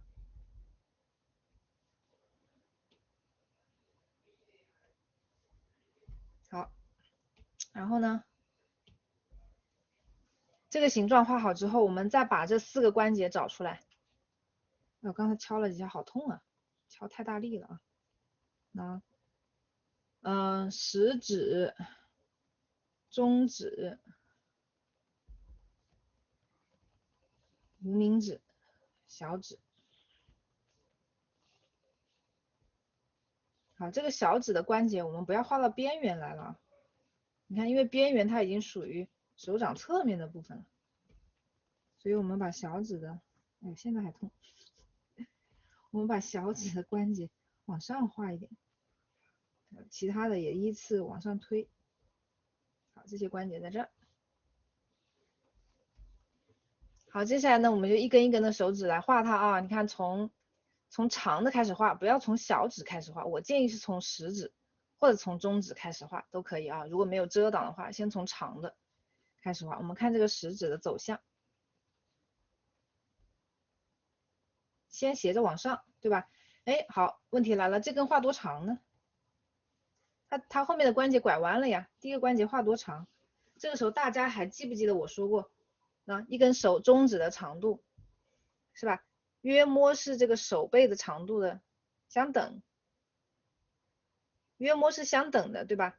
那么食指又和中指差不多长，好，所以它的第一关节，我之前说过，第一关节是不是比2、3关节加在一起略短一丢丢？你如果那个粗略的去计算一下的话，它是不是约等于这个手指的一半少一点？那么这一节它是不是就是相当于是手背的一半少一点？这样能理解吗？好，所以这段画多长，你就看一下这个手背有多长，然后取个1/2，对吧？比它短一点，get 到了吗？这个逻辑啊，我盘明白了没有？你们我说清楚了没有？啊，所以这个第一个手指啊，这个指节你就相当于手背的约等于它的一半长。啊，可以稍微短一点或者是一样都可以，因为有的人手很修长嘛，你做一点点夸张是可以的啊。啊，你把这个位置定好之后，你看它的方向啊，它的方向是不是跟这个手背差不多啊？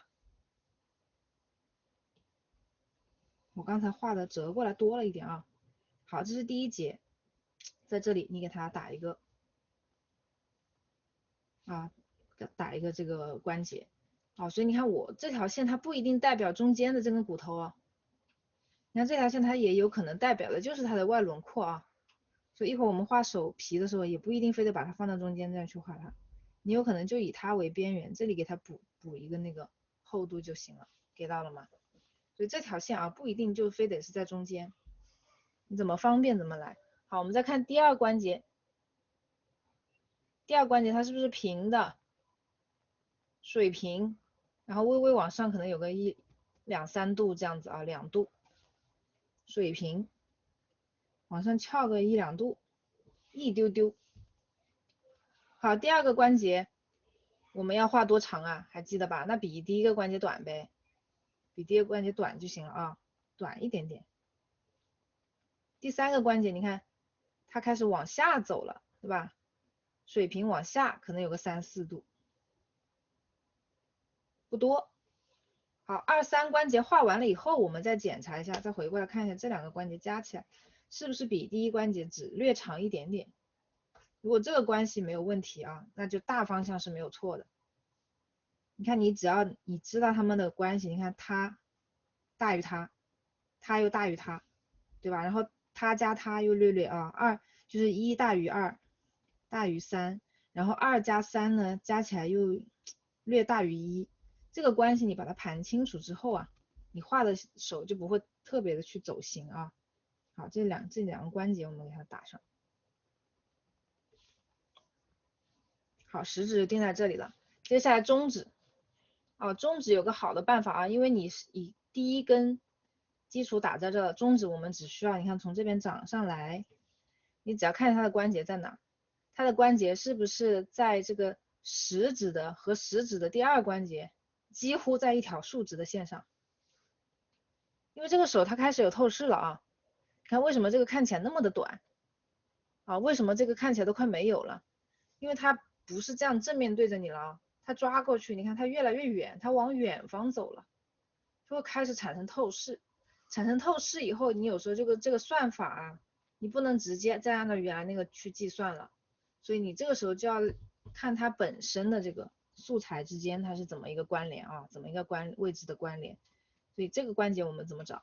这个关节中指的这个关节，直接你画到食指这个关节下方靠左一点啊，直接这个下方靠左一点，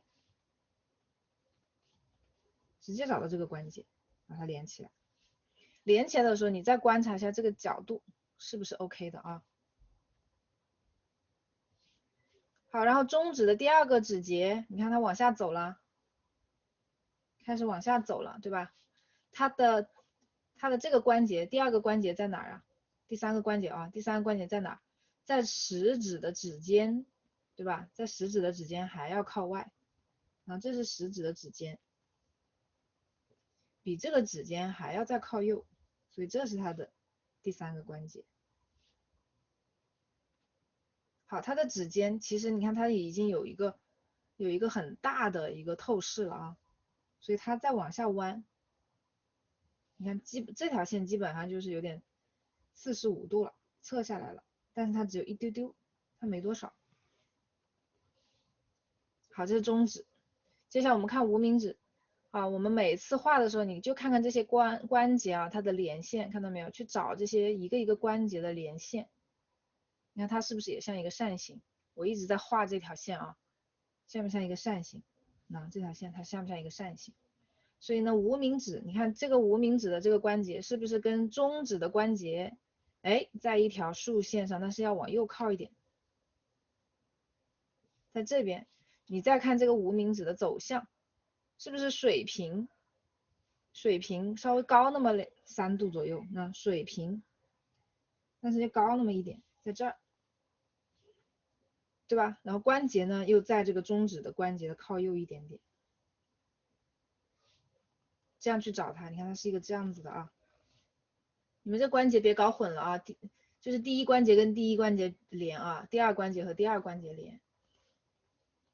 好，无名指在这儿，对吧？小指我们再看看小指，小指这个是妥妥的水平啊，妥妥的水平。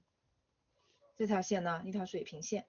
然后小指的关节，首先你跟无名指比，跟无名指比，它是不是要进来一点，比无名指短一点，对吧？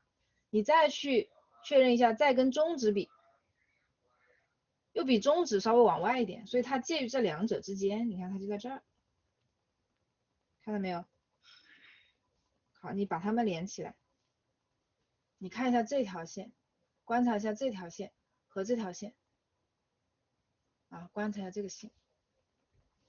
好，中指的第二指节啊，中指的第二指节还没画，它直接你看往下一个直接一个下坡，然后这个夹角是不是比无名指是不是比中指这个夹角还大，对吧？然后无名指的这个最后一个指节，第三指节，它在哪里？你竖着上去比，它是不是刚好跟食指结束的位置一样啊？看到了吗？跟食指结束的位置一样啊，比中指这个关节靠里一点，在这儿，它在这儿。好，小指呢，这条线手背跟无名指的手背比起来，它是不是再扇形一点，再往下一点，对吧？好，然后你看小指的这个关节，是不是低于它的起始关节？然后这一段是不是要比第一节要短？比它的第一指节要短，在这儿，这小指的关节啊。你看小指的第三个关节和无名指结束的地方是一样的，所以无名指你看直接到这边，最后一段它基本上是一个垂直下来了，最后这一节垂直下来了，到这里结束，小指到这里，好，最后再勾一下，小指你看最后一节勾进来，小指结束的点，小指的指尖结束的点是不是比它的关节要稍微再抠进来一点？结束在这里。好，接下来我用另外一个颜色了啊，你们也可以直接就用这个颜色，然后把它的手指的粗细，我就还是直接用这个颜色吧，另外一个颜色看不清，把它的这个粗细给它补全。你看这个地方啊，它一旦侧过来以后啊，你看手正过来以后，手指和手指之间互相不搭嘎啊，纤细，中间甚至还有缝，但是一旦侧起来，它们就会出现一个叠一个，对吧？会有遮挡啊。会有遮挡，所以一定要注意画出这个遮挡。你这个时候就不要再把它的线画在这里了，你就不要再画它们是这样长的了，这样我们的手指就会很畸形啊，没有厚度了。所以你看它这个如果是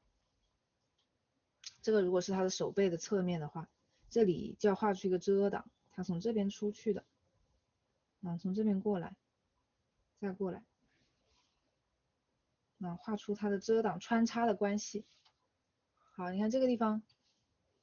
这个地方有一个谱啊，这个谱你看在中指的，在无名指的中间，在无名指的中间这个点看到没有？从这个点穿插出去的。好，这时当然你也可以玩一点设计，如果你希望这个手更漫画一点啊，更漫画手一点，它可以细一点，你可以把这个点酌情的往前移，也是 OK 的啊，根据你自己对它的接受度。好，这个是指腹对吧？指腹要画出一点往外鼓的感觉。好，指尖。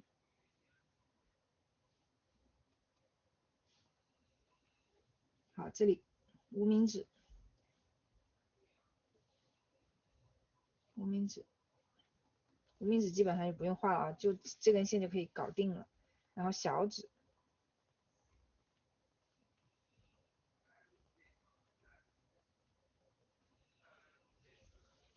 好，大家注意，一旦手指你看开始勾起来、弯起来之后，它们这个里面就会出现这种挤压啊，出现挤压之后，这个时候你就可以让你的线断开了，断开了，出现挤压了。然后你要知道哪个关节在前，哪个关节在后。你看这个小指，这个关节在前面，蓝色的在前面，紫色的是被挡住的。然后绿色的又被紫色的挡住，他们是这样的关系，所以谁挡住啊，谁的线就在前面，什么意思？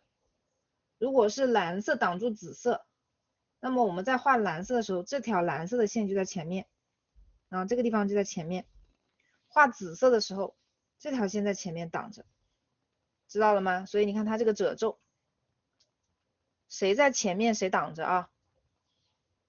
它就是一个这样的关系，否则你画反了会出现什么情况？这样，get 到了吗？这样就反了啊！很多人啊，在手指拐弯的时候，你不知道哪个线，你不知道这个线是往这个方向凹还是往这个方向。你看，大家观察我这根线，观察我这屏幕里面这根线，如果我往这个方向，它在前，它在后，这根线就是往右边这样包的。如果我反过来，我把这个点往前靠，你看没有？它这根线就是反过来了啊！所以你要观察它，不同的角度。那有可能是这样的关系啊，画的丑一点啊，但是我把这个线画出来，也有可能是什么关系？这样的关系，get 到了吗？好，这两种是不一样的啊，这叫盘逻辑啊，盘逻辑。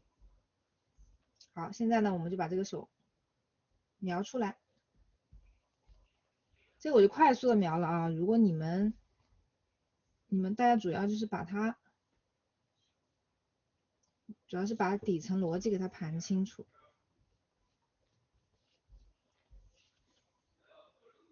好难啊，不难啊，不难，我只是讲的比较细，你可以慢慢的去消化，但是你其实只要记住这个手它的大结构啊，这个原理。难吗？我应该没有把这个简单的问题复杂化吧，可能只是我中间会有一些延伸啊，会有一些延伸。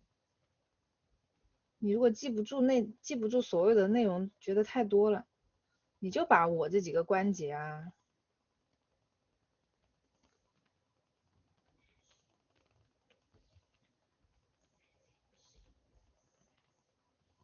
好，你看这个地方，它要开始有穿插了啊，你看这个线一旦有穿插，你就看哪个关节在前啊，哪一节在前，哪一节在后，谁挡着谁，你看他们都是往里伸的，那肯定是外面的挡住里面的。那这个关节你如果一定要画，你是这样画的。当然，如果我们二次元啊，把它往二次元简洁的方向去处理的话，你可以不用画这个线，你只要画一个轮廓就行了，只画一个轮廓也行。好，这个画出来你会觉得，哎呀，好像粗了点，对吧？觉不觉得这个画呢？这可能是一个男人的手啊，你画成这样你会觉得粗了，那怎么办？你把它改细呀、改细有很多种方法啊，美化它，然后怎么从真人去美化，把它画细一点。首先这个关节往里凹的这个感觉可以多一点，然后这个粗细你可以把它往里收一点。你看这个时候开始自由发挥了啊，好，这样感觉细很多，细很多啊。然后这个地方你看它，你注意看这里有一个这样的，好，到了关节鼓起来一点，然后呢内凹，这个地方他的手，你看手指变成一个侧面了啊，侧面还记得我说的吧？一边平啊，一边圆，像个西瓜啊，但这里不要太尖，像半个西瓜的感觉。好，在这里你如果想继续把它画的纤细一点啊，画成一个类似女孩子的手，你把它收细一点，像我刚才说的啊，把这个转折点啊，这个谱往里拉一拉。好，让这个手出来的这个关节的这个地方，那还是一个像，你看这里有一个人字结构，对吧？这里也有个人字结构，还带一个小谱的感觉。好，这个无名指要注意啊，你看我这个差点被它，因为草稿比较粗啊，差点变成往下走了，这个时候要及时的调整。无名指的走势，它还是一个微微往上的这么一个走势啊。这条线调整它。小指也是，你看这里，这个关节啊，建议大家啊，侧面的时候这个关节可以画出来的啊。但是这个走向，你看往里的这个走向，你不一定要画全，但是你要知道它的方向是指向，最后都是指向这个手腕的，所以它们是一个扇形。所以你这个骨头啊，这一节画完了以后，你不要让它平着走，明白吧？你不要让它这样走啊。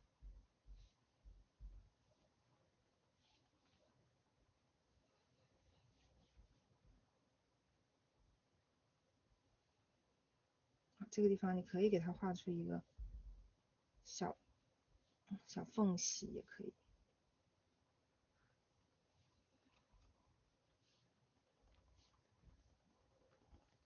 那像大家画真人照片的时候，手一旦握起来，这里会这个肉啊会挤压成这种一节一节一节的。这个东西在漫画里面你不一定非得表现啊，在插画和漫画的世界里面，你不一定非得把它表现的那么的细节，你可以简化它，可以不要。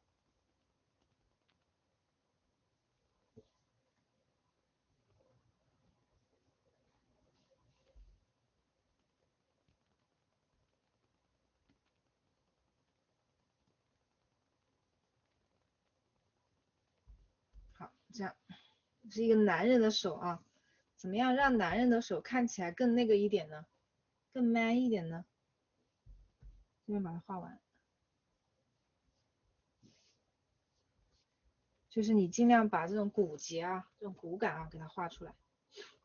好，大家注意这一节啊，这个骨头啊，它不是从这里长的，不是这个地方啊，你看这是它的蹼，它往这里走，这个骨头对应的是，你看对应的是手指的正中间，对应的是这条啊，你看每个骨头最高点，它对应的是手指中间，看到吗？所以这根手指的中间在这儿啊，它对应的是这个。然后我们还可以把这个手指的关节，大家要知道，你看我的手弯起来，我的关节是平的，看到吗？关节的这个截面是平的，所以我们可以把这个受光面，把这个截面方向感给它画出来。你看它是这样的，这样的，它像一个盒子，它是有侧面有正面的，它其实是这种感觉的，你发现没有？啊，如果你能把手这种感觉给它画出来，它的立体感会更好。这个还有个什么好处呢？就是当你把这个关节线确定之后，你的指甲的线就不会走错。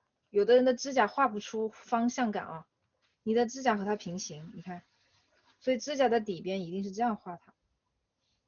这个时候你的手就有方向了。如果没有这几根线，你可能会画成一个什么样的指甲？你看一下。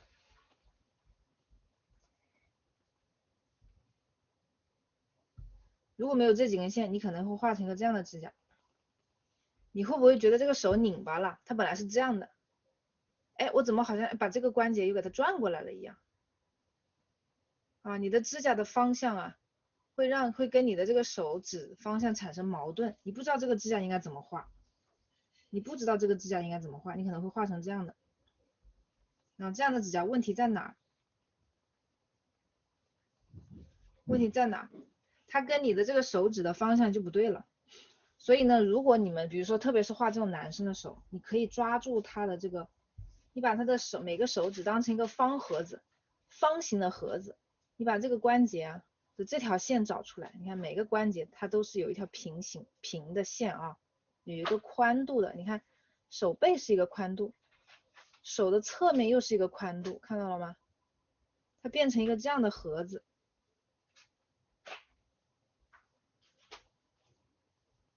那变成一些这样的盒子之后，你看，这个是背面，这个是侧面，它会有不同的面。那指甲长在哪个面？你看，这个是不是很有立体感了？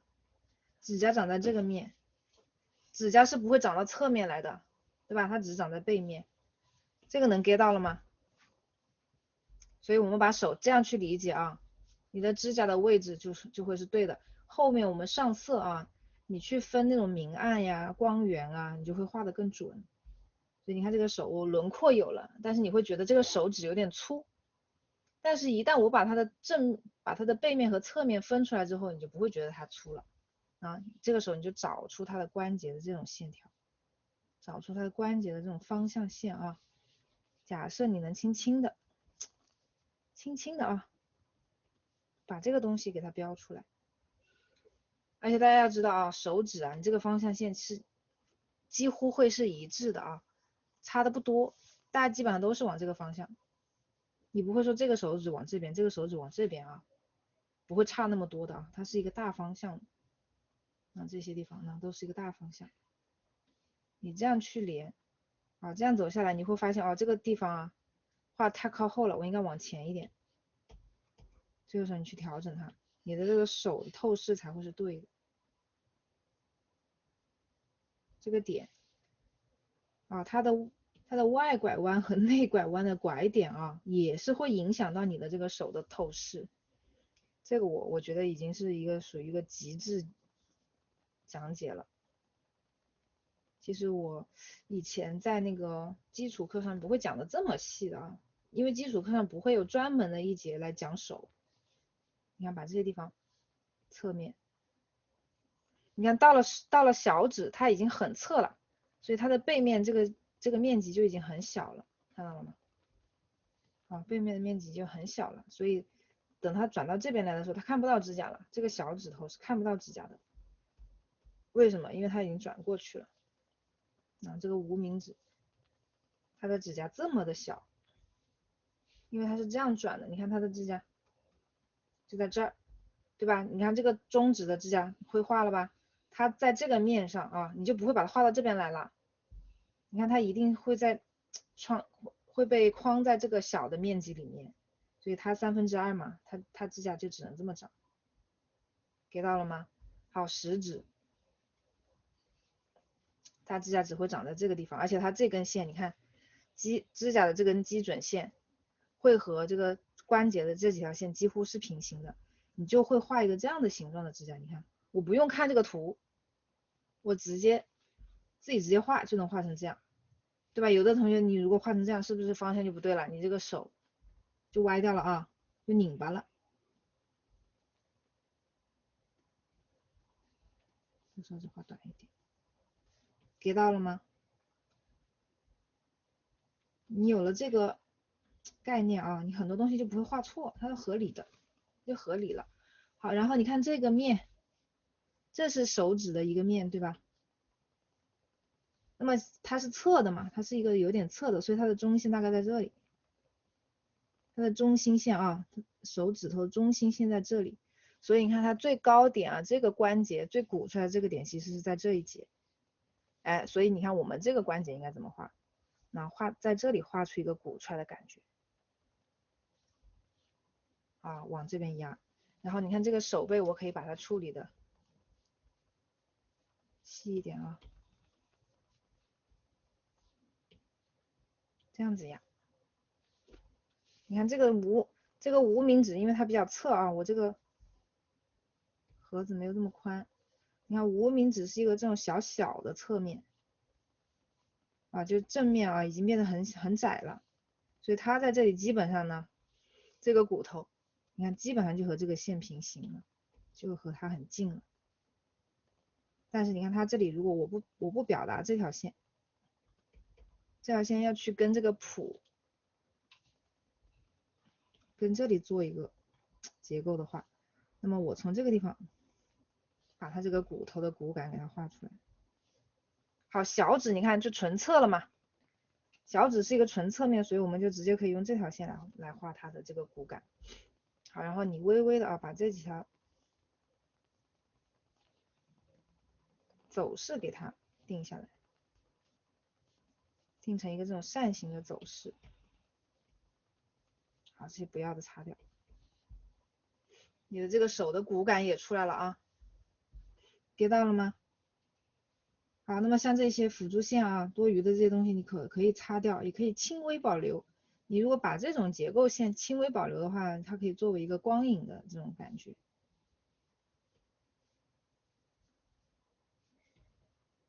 这个手就算是彻底整明白了啊，而且他是一个男生的手，他是一个男生的手，因为他很有骨感啊，你甚至还可以想要那啥，你画点青筋啊什么的都可以。这个骨头再靠后一点。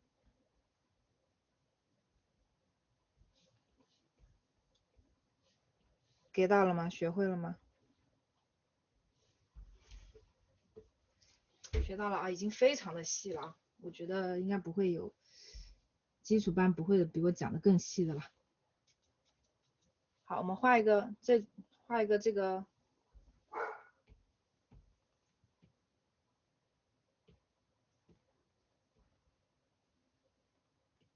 我们再来画一个，这些都是以背面为主，我们把手翻过来画个正面的啊，画这只，来感受一下。好，这一只你看它就不是很好找这些关节连线，对吧？那怎么办啊？我们就你看，先把它的这个手侧面的这个形状先给它找出来。你把露在最外层的小指头啊，把它的这个东西先确定。我们就看一下这个侧面手刀啊，看这个手刀的形状。那看它啊，这条线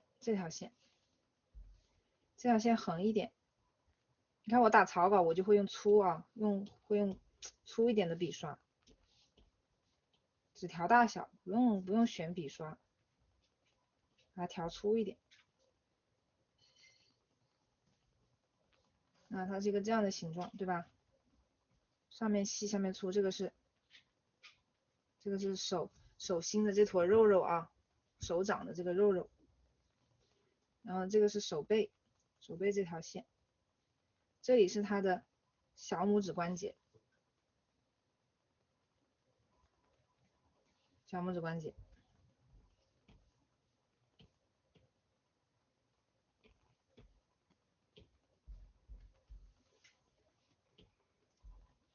好，小拇指关节在这儿，接下来你还能看到哪些关节啊？还能看到无名指的关节，对不对？然后中指的关节也能看到一丢丢，但它们离得很近，为什么？因为它侧面了，它都重叠在一起了，一个叠一个了啊。所以其实如果你是带透视功能的话，这个无名指关节在这儿，你看无名指在这儿啊，中指在这儿，它们是这样重叠在一起的，你也可以啊把这几个关节连线稍微连一下，你看看它是不是有一条微微往下的？因为这种越靠得近的短线啊，你们的方向就是越难控制啊。这个时候就考验大家的观察力啊，一个在这，一个在这，考验大家的观察力，把这几个关节啊还是要定下来，接下来我们来画它的小拇指的这个第一个指节，从这个关节你看开始往这边长，你看垂直往上，再往右偏一点点，对吧？然后画多长呢？你看画这个手背的一半啊，你可以在你的素材上面用笔啊去这样去量一下啊，手背的一半长。你如果想画的更修长一点啊，因为漫画手可以画的比真人再长一点的，所以你每一个你可以等比例的把手指的那个比例啊放的比手掌要长一点，这样就会显得更加的纤细。所以呢，它的一半大概是这么多，我画比一半长一点，好吧，在这儿。好，这是它小指关节第一节。好，第二节你看往左边走了吧？差不多，你看45度左右啊，比45度稍微，这是45度，稍微再低一点点。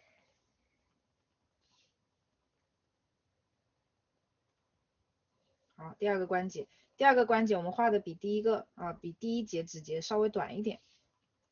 第三节呢，你看它又开始往下走了啊，但是往下走的比较平缓。这个地方又涉及到一个知识点了，很多同学画手啊，这个地方画的不好看，它的动作是畸形的。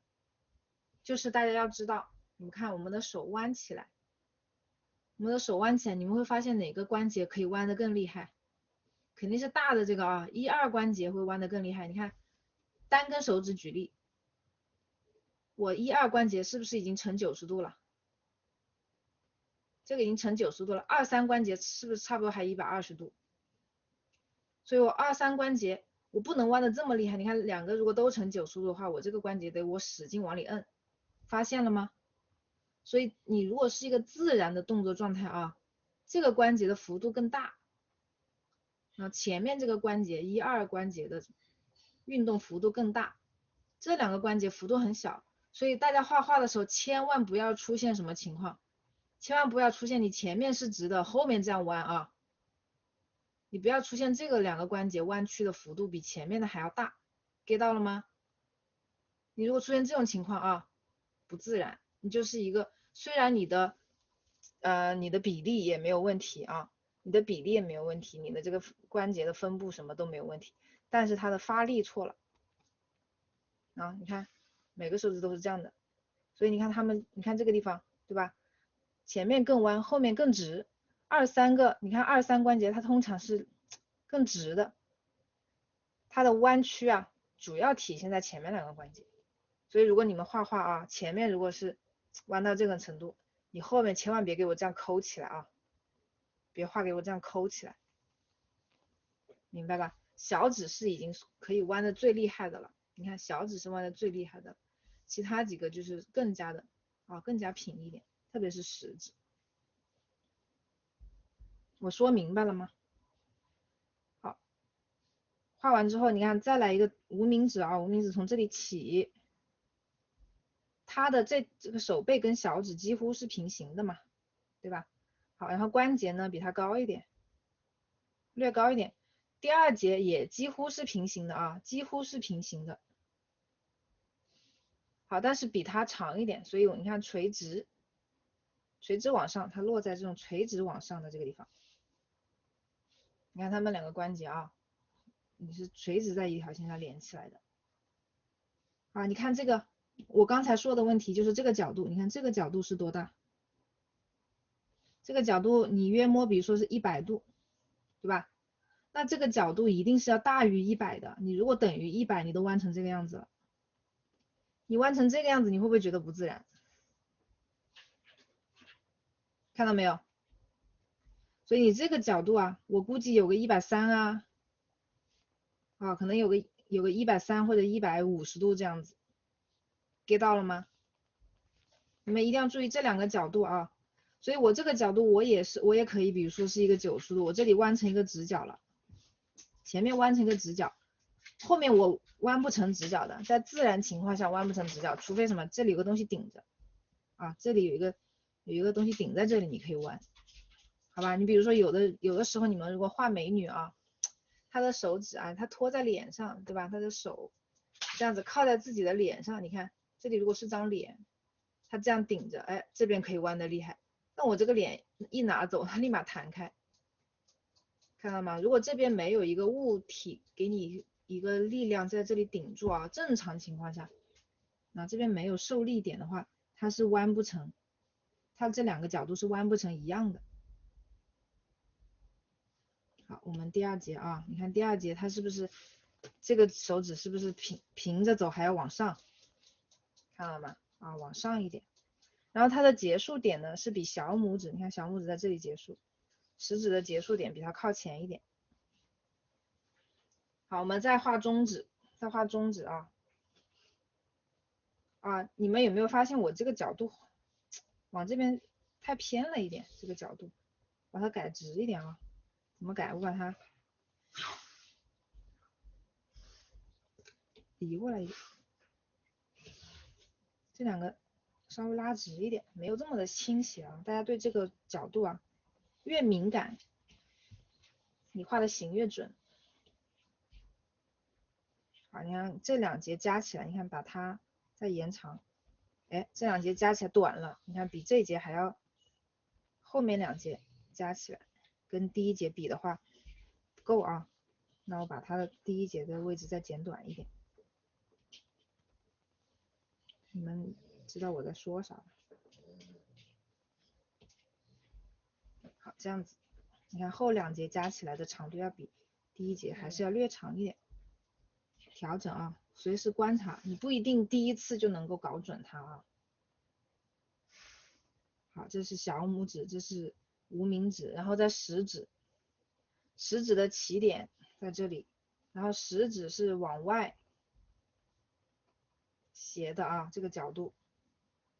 好，然后你看它们的这3个相应的关节的连线，它的关节的第一个关节是比无名指要低的，看到了吗？它们是一个这样的线啊，这3个关节的连线它在这里。好，然后往上走。你看，所以我们一个点啊，它是通过很多东西来确定的，长度也可以确定，对吧？然后相对的关系也可以确定，所以你这样子去把一个点从多个维度、多个角度去锚死它，你的形就会准。你看它这个点我怎么找？纵向，你看纵向找，它在我无名指的这个点的右边啊，纵向在这边。那么横向你再去比较呢？啊，横向再去比较，它比无名指的这个指尖还要再高一点，所以它在这里。怎么定一个点的位置？一横一竖啊，就可以定它的位置。所以第2个关节在这里。好，这个最后一个关节，你看看这个手指头，它的指尖结束在哪？那往下找，它刚好结束在无名指的中段，结束在这个中间这个位置。那垂直啊，你要垂直方向和水平方向都去找它的参考点，找到最近的参考点以后，你再去观察它和参考点之间的位置的差异在哪里。哎，是比参考点高啊，还是比参考点低啊？在参考点的左边还是右边啊？在左边多少呢？是多一点还是少一点呢？你通过这些东西啊，就可以把一个点给它锚定。学会了吗？学会了吗？好，我们最后再看一下啊，再看食指。食指它的那个关节是彻底被挡住了啊，第1个关节被挡住了，所以它从哪里伸出来？它从小指的这个跟这个地方的高度差不多，从这里伸出来。好，你看它第1个关节在哪？横向找，然后这个点横向找，它在小指的差不多1/3处啊，然后在小指的这一段的1/3处横向，在这个位置。然后纵向，我们再看纵向，纵向它在这个中指的第1个关节的右边，在这个关节的右边一点啊，所以它在这儿。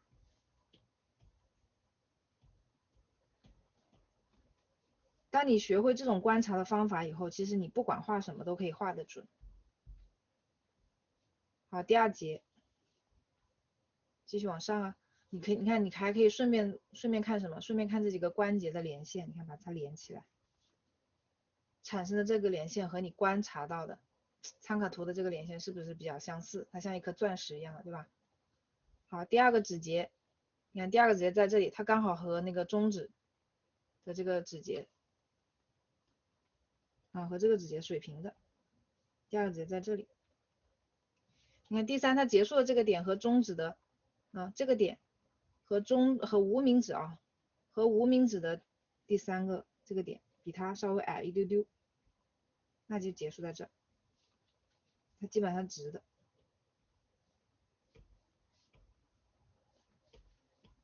好，所以这个手就是这样的。你看，把这几个关节点都给它定住了啊，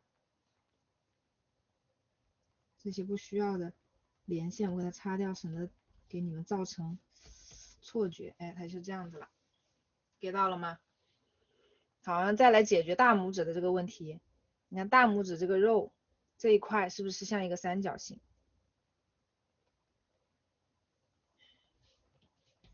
你观察它最外面这个轮廓啊，它的倾斜角度。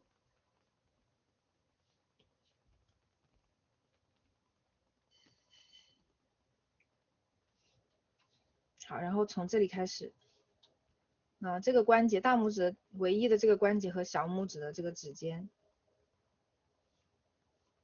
凑在一起，那我这个大拇指怎么明显是凑不到啊，对吧？那怎么办？明显我这个手掌画瘦了嘛，我得再画胖一点咯。你看我得画到这儿，这个大拇指过来，你看转折的地方才能刚好跟这个小拇指这里凑到一起啊。好，接下来就你看把它的形稍微的给它定一下。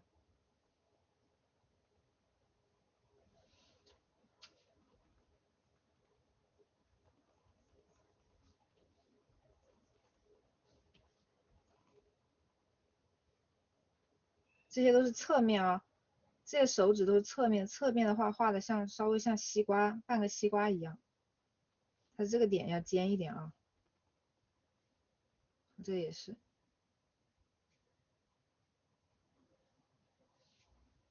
那这里，这边是它的手心的这一面，侧面的话就明显有手心、手背，手心我们就画的鼓一点，手背画的平一点，给到了吗？好，这个时候我们再解决它手腕的问题。你看这个手掌啊，我们大拇指和小拇指下面分别有对应的肉垫，对吧？在这个手掌心的这个下方啊，有2个肉垫，你侧过来看，就它能看到2个。然后大家一定要注意腕线啊，腕线就是手腕的这条线，一定要注意腕线的这个角度，它的透视。腕线不是平的，像这种情况，你看腕线是斜的，看到没有？啊，所以这个腕线一定是这样一条倾斜的线。然后它像是什么？我们要把这个胳膊，你不要看成一个圆柱体，你看成一个圆柱体，你就分不清楚它的方向了。你还是尽量的把它看成一个什么四方，把它看成一个长方体，把它看成一个这样的长方体，你就能够很好的分得清楚它的方向。这样是不是能分清楚方向了？对吧？你看，所以如果我画一条，那手腕的这个纹理，我一定是这样过来的，看到了吗？啊，它更明显啊。然后这里有个耻骨，耻骨长在这里啊，这里有个耻骨，所以把所有东西都几何化，它就能让你画的更准确。好，现在我快速的勾一下这个形，在勾形的过程中，勾线的过程中，可以把这个形美化一下。那它是一个侧面的手啊，侧面的手我们就要注意呢，画关节的时候，你给它把关节凸出来，手背内凹，手背内凹。好，然后呢，画到这个手心的时候，让它圆圆的。我们把这个手画成一个女孩子的手吧，画成一个女孩子的手啊，因为这个动作比较女，比较娘，我把手指画尖一点呗。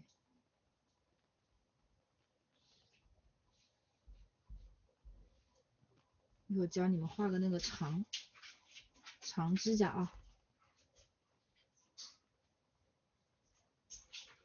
看看能不能把它画成一个偏女性一点的手。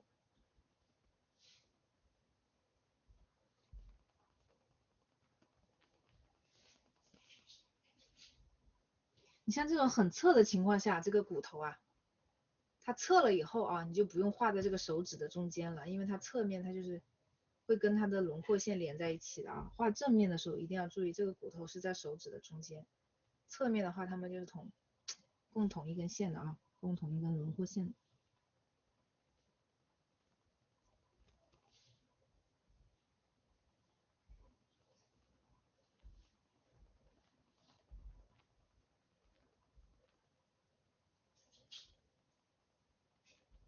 像他这个指甲，男孩子的指甲的甲床有的时候会短一点，它可能不一定在2/3，它可能在1/2也有可能。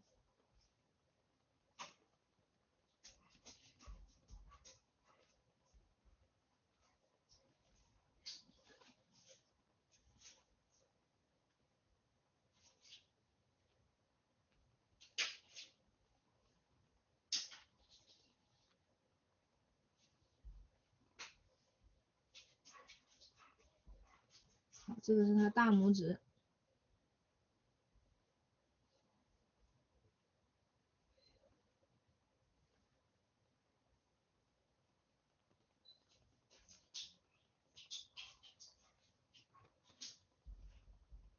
这两个肉靠得很近啊，这样。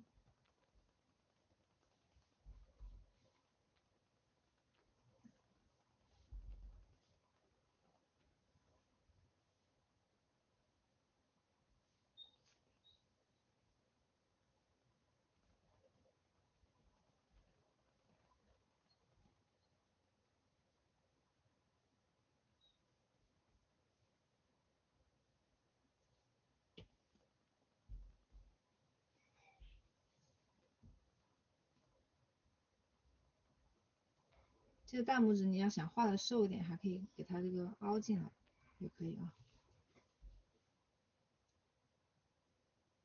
好，这个指甲，如果我们画女生的指甲啊，想画长一点的，咱可以这样画。大家记得啊，这种侧面的指甲，其实你能看到的面积都挺窄的啊。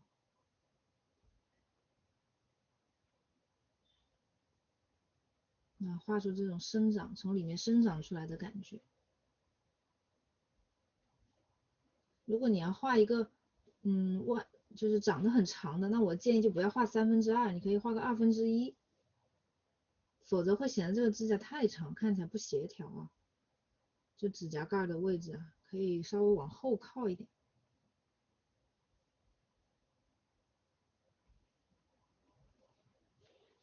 你们如果要画那种长的那种方头的美甲，也可以啊，画那种方头的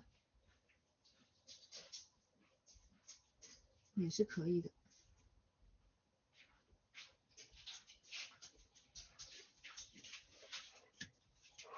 这样。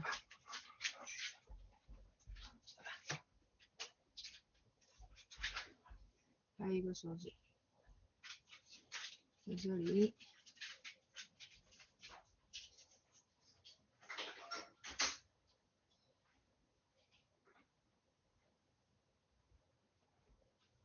想画的再细一点的话，就可以像我说的啊，画出这个指甲从肉里面长出来的感觉。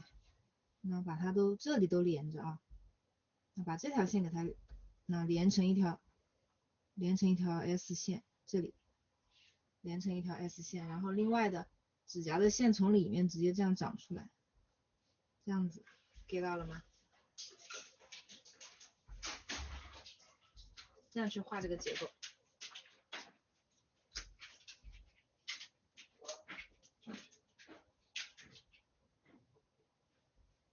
好，我看看这俩手能不能抓着啊，这个男孩子的手，来让他抓住，怎么抓？在这里，一个抓一个啊，抓住它，都搞小一点好了。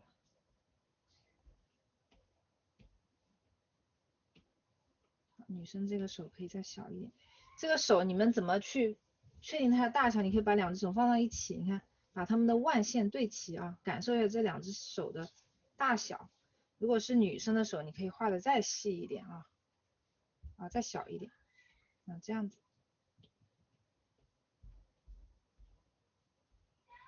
再把它的这个胳膊，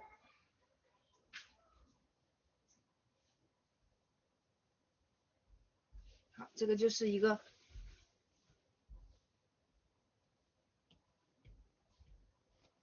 单独的这个手的小作品了啊，小作业，对吧？如果你们还想画那种那种什么纠缠感呐，比如说画一点这种，我想一下啊，画点饰品啊，或者花花草草啊什么的都可以啊，装点一下他的手，或者比如说这里画一个什么小口红印啊之类的啊，画个口红印，这里画个口红印，用那种红色的画个口红印也可以，或者画一点这种新建一个图层吧，拿个金色好不好？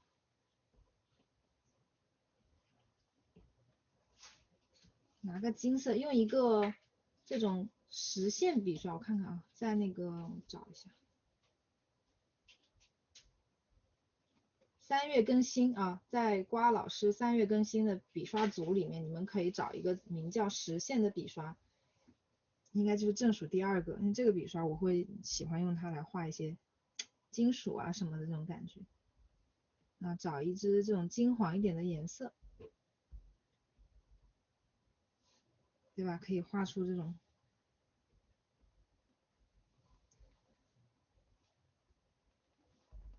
你们要是不能直接画出来，先在底下打个铅笔草稿也可以啊。这种宿命感啊，纠缠的感觉。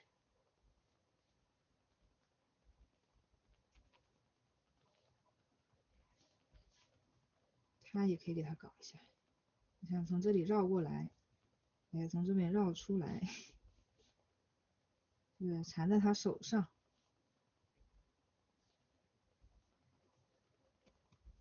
那种感觉。今天努力了啊！今天这个，因为手是一个，你们其实掌握了啊，练得多就可以慢慢越画越好的。不要害怕啊，不要害怕，不要着急。但是我觉得我今天已经把跟手相关的呀，尽量都跟你们讲了。啊，大家不是所有人都是天才，听一遍就能都 get 到的，那我也没有这么神奇啊。如果我有这么厉害的话，那就再收你们3倍的价钱。所以怎么办呢？就建议大家啊，如果你觉得我讲的有用，但是你觉得你觉得一节课消化不了，那么你们可能比如说下次要画手了，或者是有时间了再单独再练一下啊，多看几遍回放。我们可以回放键啊，回放2倍速键怎么样？你看像这些地方啊，你还可以画这种，画一些饰品啊，哎，我最喜欢画戒指什么的了。就是平时如果是看我那个直播看的多的同学啊，知道我是一个在画画上面很物质的人啊，很喜欢给他们画点有钱的东西。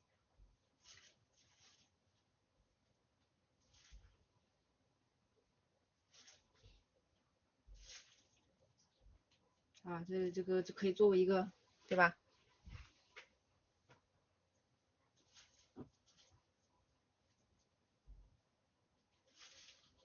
甚至是这种美甲，是不是？美甲，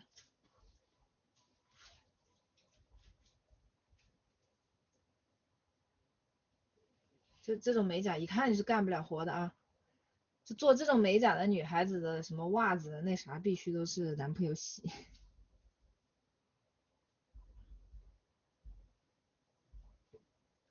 对吧？干不了一点家务活。好了，完全跟不上。第一个还是能跟上的吧？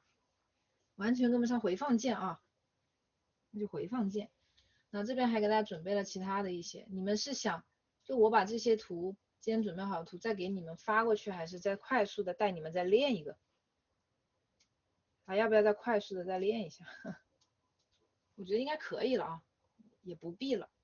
那只是跟你们再讲一下，像这种情况，你看像这种情况，有的时候你会发现那个手指某一些关节消失的情况啊，会有手指关节消失的情况。这种消失的情况，就是因为透视。你看，我往你的视觉的远方弯起来了，然后弯起来的部分被近处的挡住了，就会出现这种情况。那大家画的时候你要注意什么啊？注意什么呢？就是这种消失了的关节，它的长度是会减少的啊。就本来说，比如说这个第2关节，它按道理来说应该比第1关节短不了太多，但是实际上你看，我们不是在这一节，看到没有？不是咔嚓把这个剪掉，不是把这个剪掉了，不是画这一节的长度。你看我的这个手还比在旁边啊，这个食指，你看原本这一节是这个长度，对不对？这么长，你看但是弯下去以后是不是变短了？看到吗？原本这一节有这么长的啊，但是我消失了以后，你看它会变短，看到没有？懂我意思吗？它既然可以消失啊，它既然可以消失，代表它已经往远处延伸了。你好像这支笔，当我正对着镜头的时候，它有这么长，对吧？当我指向镜头的时候，你看它变短了。啊，在透视的情况下它会变短，所以大家就根据自己观察到的啊，根据你们观察到的实际长度，你甚至可以丈量一下，你可以看一下这一节，哎，跟第一节比起来，长短是怎么样？而且大家一定要注意有一个细节啊，就是在画手背的时候，你们看，在画手背，我把那个手背的案例再拿出来啊。我这一张没有画那个骨节，那手背骨节的点一定是比你分叉的点要靠后的啊。你看这是骨节，我如果要画骨节的话，我可能会这样画啊。好，我如果凭空画的话，我会这样画，然后会把它们这样子去连起来。首先它们是一个扇形的，这样去相连的。还有一个就是它们的生长点，你看这些个生长点和这些个分叉点，它们不在一条平行线上，所以你看这个手，它骨节在这么靠后的地方啊，但是分叉就是在前面就分掉了，所以一定要注意这些细节啊。当然，大家如果想画这种骨节感啊，想画这个地方啊，不要每一节都画，挑个一两个，一般是像这种中指啊，一般中指这种比较明显，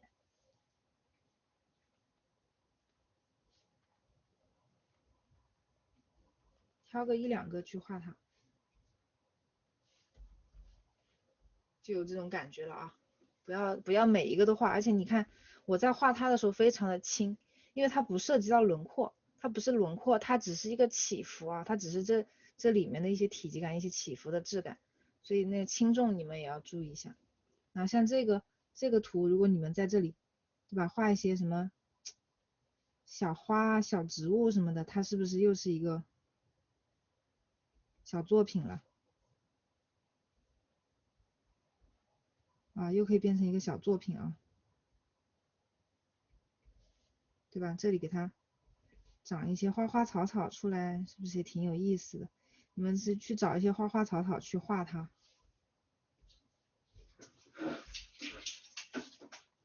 然后这边比如说你给它戴个戒指，在这个戒指里面再卡一只小花，对吧？戒指是要比手要宽的啊。注意这些，是不是就是挺有意思的，又一个小作品、小作业了啊？它的完成性就会高一点。好了，那手就讲到这里，接下来我会花一些小一点的篇幅来讲头发，因为这个头发没有那个没有跟着脸型啊什么的一起讲的话会有点空啊，所以在这里就讲一下画头发的那个一些大忌讳和一些主要的一些思路就行了。至于具体的头发的方案，我们到上色的环节啊，还有到后面去具体画案例的环节，还会再给大家细讲。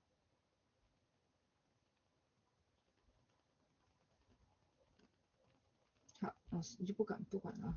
画头发我们注意啊，找一个头发案例。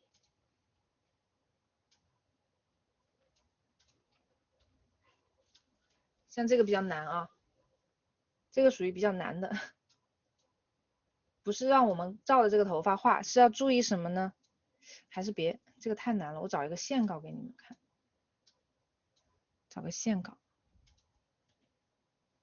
一上来就给你们把这个难度搞得这么大，也大可不必啊。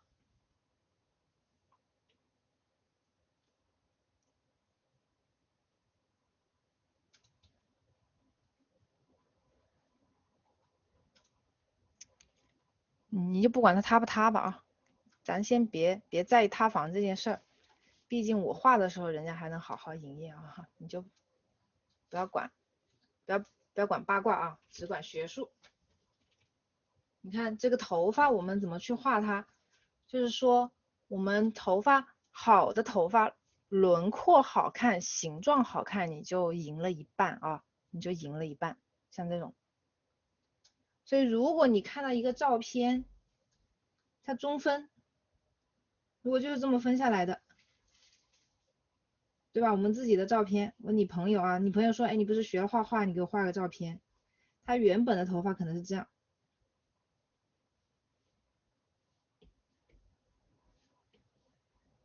他原本的头发可能就是这样的一个中分，这可能有个耳朵啊，挂在耳朵后面，对吧？在你看来，你可能只能画到这个程度了。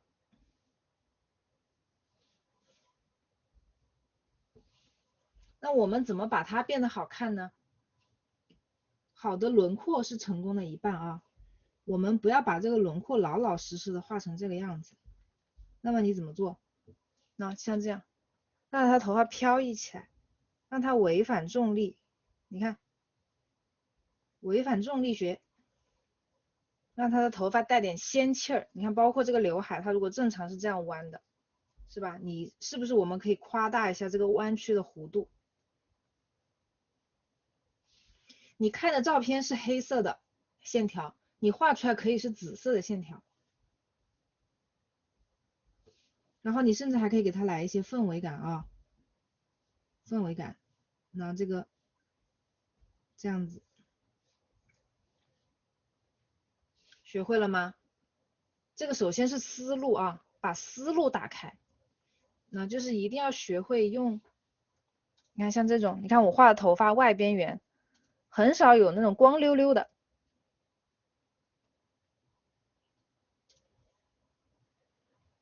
哪怕你看，哪怕是这种古装的啊，你看哪怕是这种古装的，它梳头肯定是梳的这边光溜溜的。你看我也会用一些小的曲线去强调它的这个灵动感。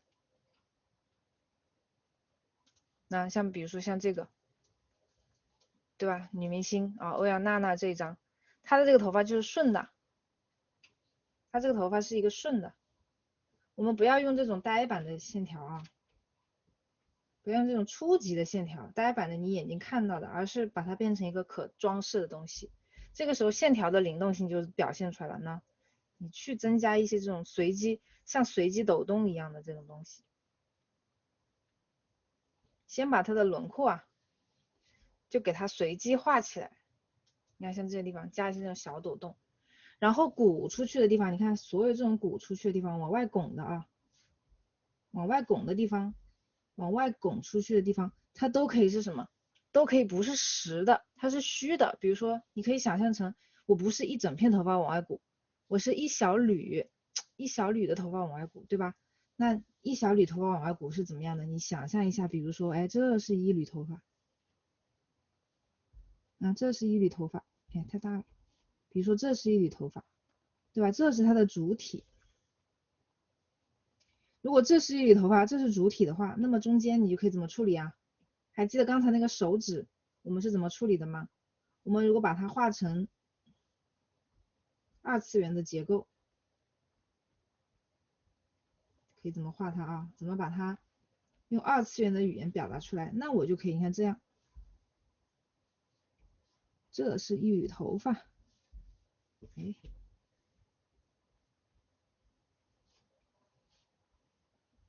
那这里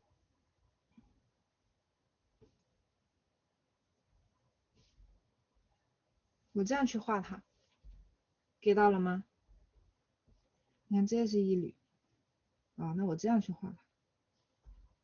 凡是鼓出去的地方，你都把它当成是那种离开主体的一小撮分支，这样就有空气感了啊！你把它掏个洞洞出来，给到了吗？哎，挖一些洞洞，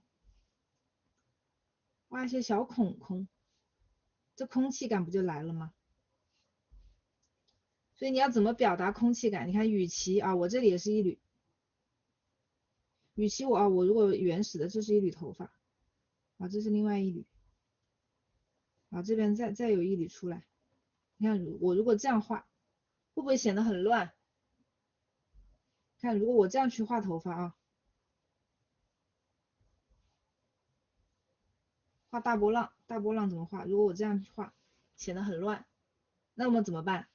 你就把它变成一个复形啊，就把它这种形状啊，你想象一下，凡是重叠在一起的东西，化零为整，把它变成一个整体。能挖空的地方挖空，能合并的地方你给它合并。你看这些地方都可以合并，合并，合并，get 到了吗？这样它的边缘是不是就变漂亮了？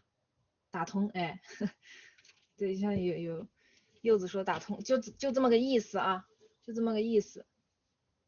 把它做减法，做减法，哎，就把它从一个一个单独的图形，你看一条单独的 S 型，你比如这里，我还可以让它这样子呢啊，把这种单独的这种 S 型啊，这种形状变成什么？一个一个的变成一块整体。你看，你这样擦出来啊，会有非常丰富的这种小洞洞，很多。一会儿找大师的案例给你们看啊，你们就悟了，你们就能悟了。你看我这样画以后，画完以后，我再去修饰一下，这里把它搞掉，也打通，能打通的都打通。通了吗？美了吗？不乱了吧？这是不是就立马不乱了？我刚刚就随便画的几条啊，所以我给你们看一下实际的案例啊。这种东西呢，我们的那个插画祖师爷啊，商业插画的祖师爷木下同志，木下先生他就是这么搞的，给你们看一下。你们可以去网上搜也可以啊，应该有很多人都知道木下。我迅速的找一下啊。哎，我上课的那个文件夹呢？此时欲速则不达，越想迅速越找不到。不行，我就百度给你们搜啊。我看看木下的，我这里是有木下的图，但是没有他的偏这个商业的。好，百度吧，给你们百个度啊。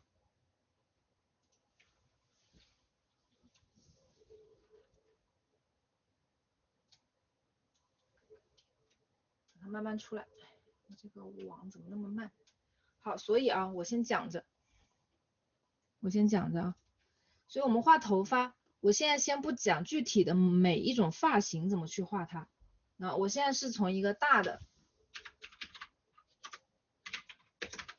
高度啊，和这个一些总体上的思路来给大家理清楚一个东西，就你想让头发画的不乱啊，想要漂亮，就尽量避免什么。像我之前给大家说的，画眉毛啊、画睫毛什么都是一样的啊，尽量避免交叉线条，看到吗？尽量避免这种太多的交叉线条。你不管是直线交叉还是曲线交叉，那你这种线条交叉多了，就会凌乱。本来就三千烦恼丝啊，本来就三千烦恼丝了。来，我们看一下木下的，看到了没有？看到这一块，这一块看到了吗？左下角和右边，它的头发尾巴这里，它就是用这种方法啊，就是用这种方法画的。其实你还是可以看到它每一缕头发的走向，它的逻辑还在，它逻辑还在。来，看到的同学敲个一啊，get 到的同学来敲个一。你看这边，它的通透感，它的逻辑还在的啊，但是它为了让它不显凌乱，它就怎么样？它就把那些重叠的、交叉的线条都给它简化掉了，就只剩下了一个轮廓。他把这个头发当成一个形状啊，当成一个图形来处理它，只强调它的一个轮廓，而不去强调它中间那个啊这交叉这个那个的结构啊，或者是每一撮的由来呀、你看这些地方，这种你看这种一条、两条、三条线都在一个点交汇，然后呢这里横向的又有一条、两条、三条在这个点交汇。我们还忌讳什么？其实我们忌讳的是多条线交汇在同一点，这种其实很忌讳的。你比如说你本来你本来这里画了一条，你再画第三条线的时候，其实你看这里有个交叉点，我们尽量避免它第三条线还在这里交叉，这就是万箭穿心啊，避免这种情况。所以我们如果还要画第三条线，我就避开一点，我就这样子去画它啊，尽量避免。你看很多的线，画着画着又不小心又交叉到一起了。所以你看我在画那些古风的那个头发的时候，看起来好像那些头发很灵动很随意，其实你每一根怎么摆啊，怎么设计啊，有的时候还反反复复的去斟酌去纠结的。所以你看啊，尽量避免过多的交叉这种东西。啊，尽量避免几条线同时在一起交叉。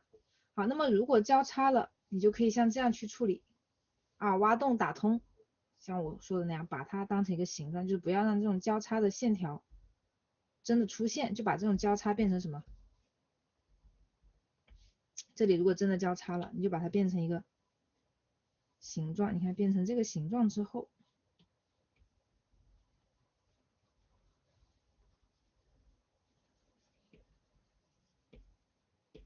对吧？你看这一条它还是一个交叉，但是它没有这种在一起的这个线了。它看起来就干净很多。所以我们画头发最忌讳的是不干净啊，凌乱。好，所以呢，一个是不要出现交叉的线，然后尽量我们用这种交汇，你看尽量交汇在一起，这样子交汇在一起。如果你要画线条的话，尽量交汇。然后如果比如说你头发丝往外这样子飞出去，对吧？你还想让它更多根、更蓬松怎么办？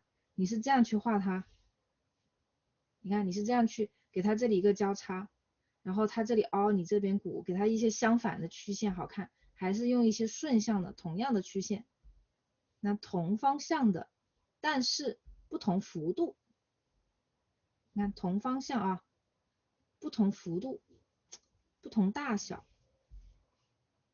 你看都是往外鼓的，但是我有一些长的短的啊，对吧？有一些小的大的，用这种方式去做它啊，这种是会更好看的。然后你再去处理一下它里面的这种东西。啊，这是一种思路。还有一种新手啊，特别忌讳的，如果你们画线稿啊，像画这种，特别忌讳什么？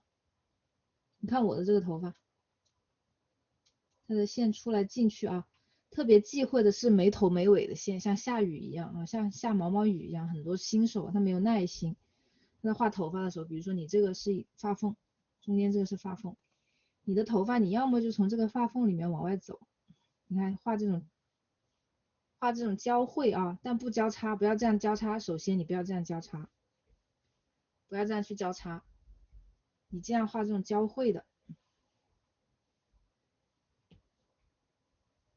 尽量这样去交汇，对吧？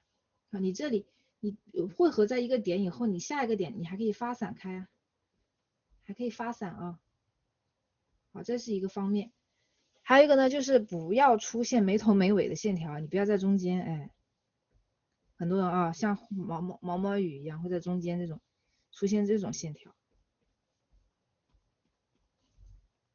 很多人如果这样画头发啊，很丑。所以你要怎么画？你线条不一定要有始有终，你不一定要从头贯穿到尾，把它的这个所有的交代一生啊，全部都交代出来，不需要。但是你要可以有头没尾，或者是有尾没头。你比如说，这个地方我从这个发根从头顶长出来，好，它中间怎么管的？你不用中间怎么长的，你不用管它。到了这种要结尾的地方，对吧？或者是到了这个耳朵，你看有结构点的地方，它出来了。在这个有结尾的地方，有结构点的地方，它出现了。你看有头有尾没中间，你可以这样去做啊，可以这样去做。你看从耳朵后面你又长出来了。好，再去怎么走，我不管它。哎，到了这边要开始往外翻了，要结束了。比如说这里有个衣服了啊，有个西装，有个衣服，有个外套，要结束在这里了。哎，我再用几根去表示它的走向，给到了吗？画头发啊，画头发我们最重要的就是形状，形状是第一位的。你可以把一个平平无奇的头发翻出花来啊，就是在它的外轮廓。在它的外轮廓，这些外轮廓和它的这个，对吧？这种空气感、这种走势上面，在形状上面有一些升华，有一些提炼，有一些比如说所谓的套路啊，有一些这种方法和技巧，它看起来就会哎成熟很多，灵动很多。还有一个就是切忌混乱啊，不要杂乱，不要急。画头发，虽然咱们人的头发是一根一根一根的3000烦恼丝，但是你们去画的时候，你要把它当成一个整体。一组一组，一片一片啊，一簇一簇，这样去画，甚至就像一块布一样的，你不要把它当成单根的线条去处理它，就是线条尽量的克制，尽量的少，尽量的少。你看像这种线条的东西，我基本上只出现在发丝，你看这个脸旁边的这种氛围感啊，这种碎发丝你出现一点。它这种结构性比较强的，那这一簇头发扎上去了啊，盘上去了，那这些我都不会一根根去表现它，就尽量简单一点。你看像这个，对吧？很多地方你甚至都可以留白，只要把边缘处理好就行了。像这个，线条只出现在这种脸旁边，那么这个时候你偶尔出现一些，你看像这种很细的地方啊。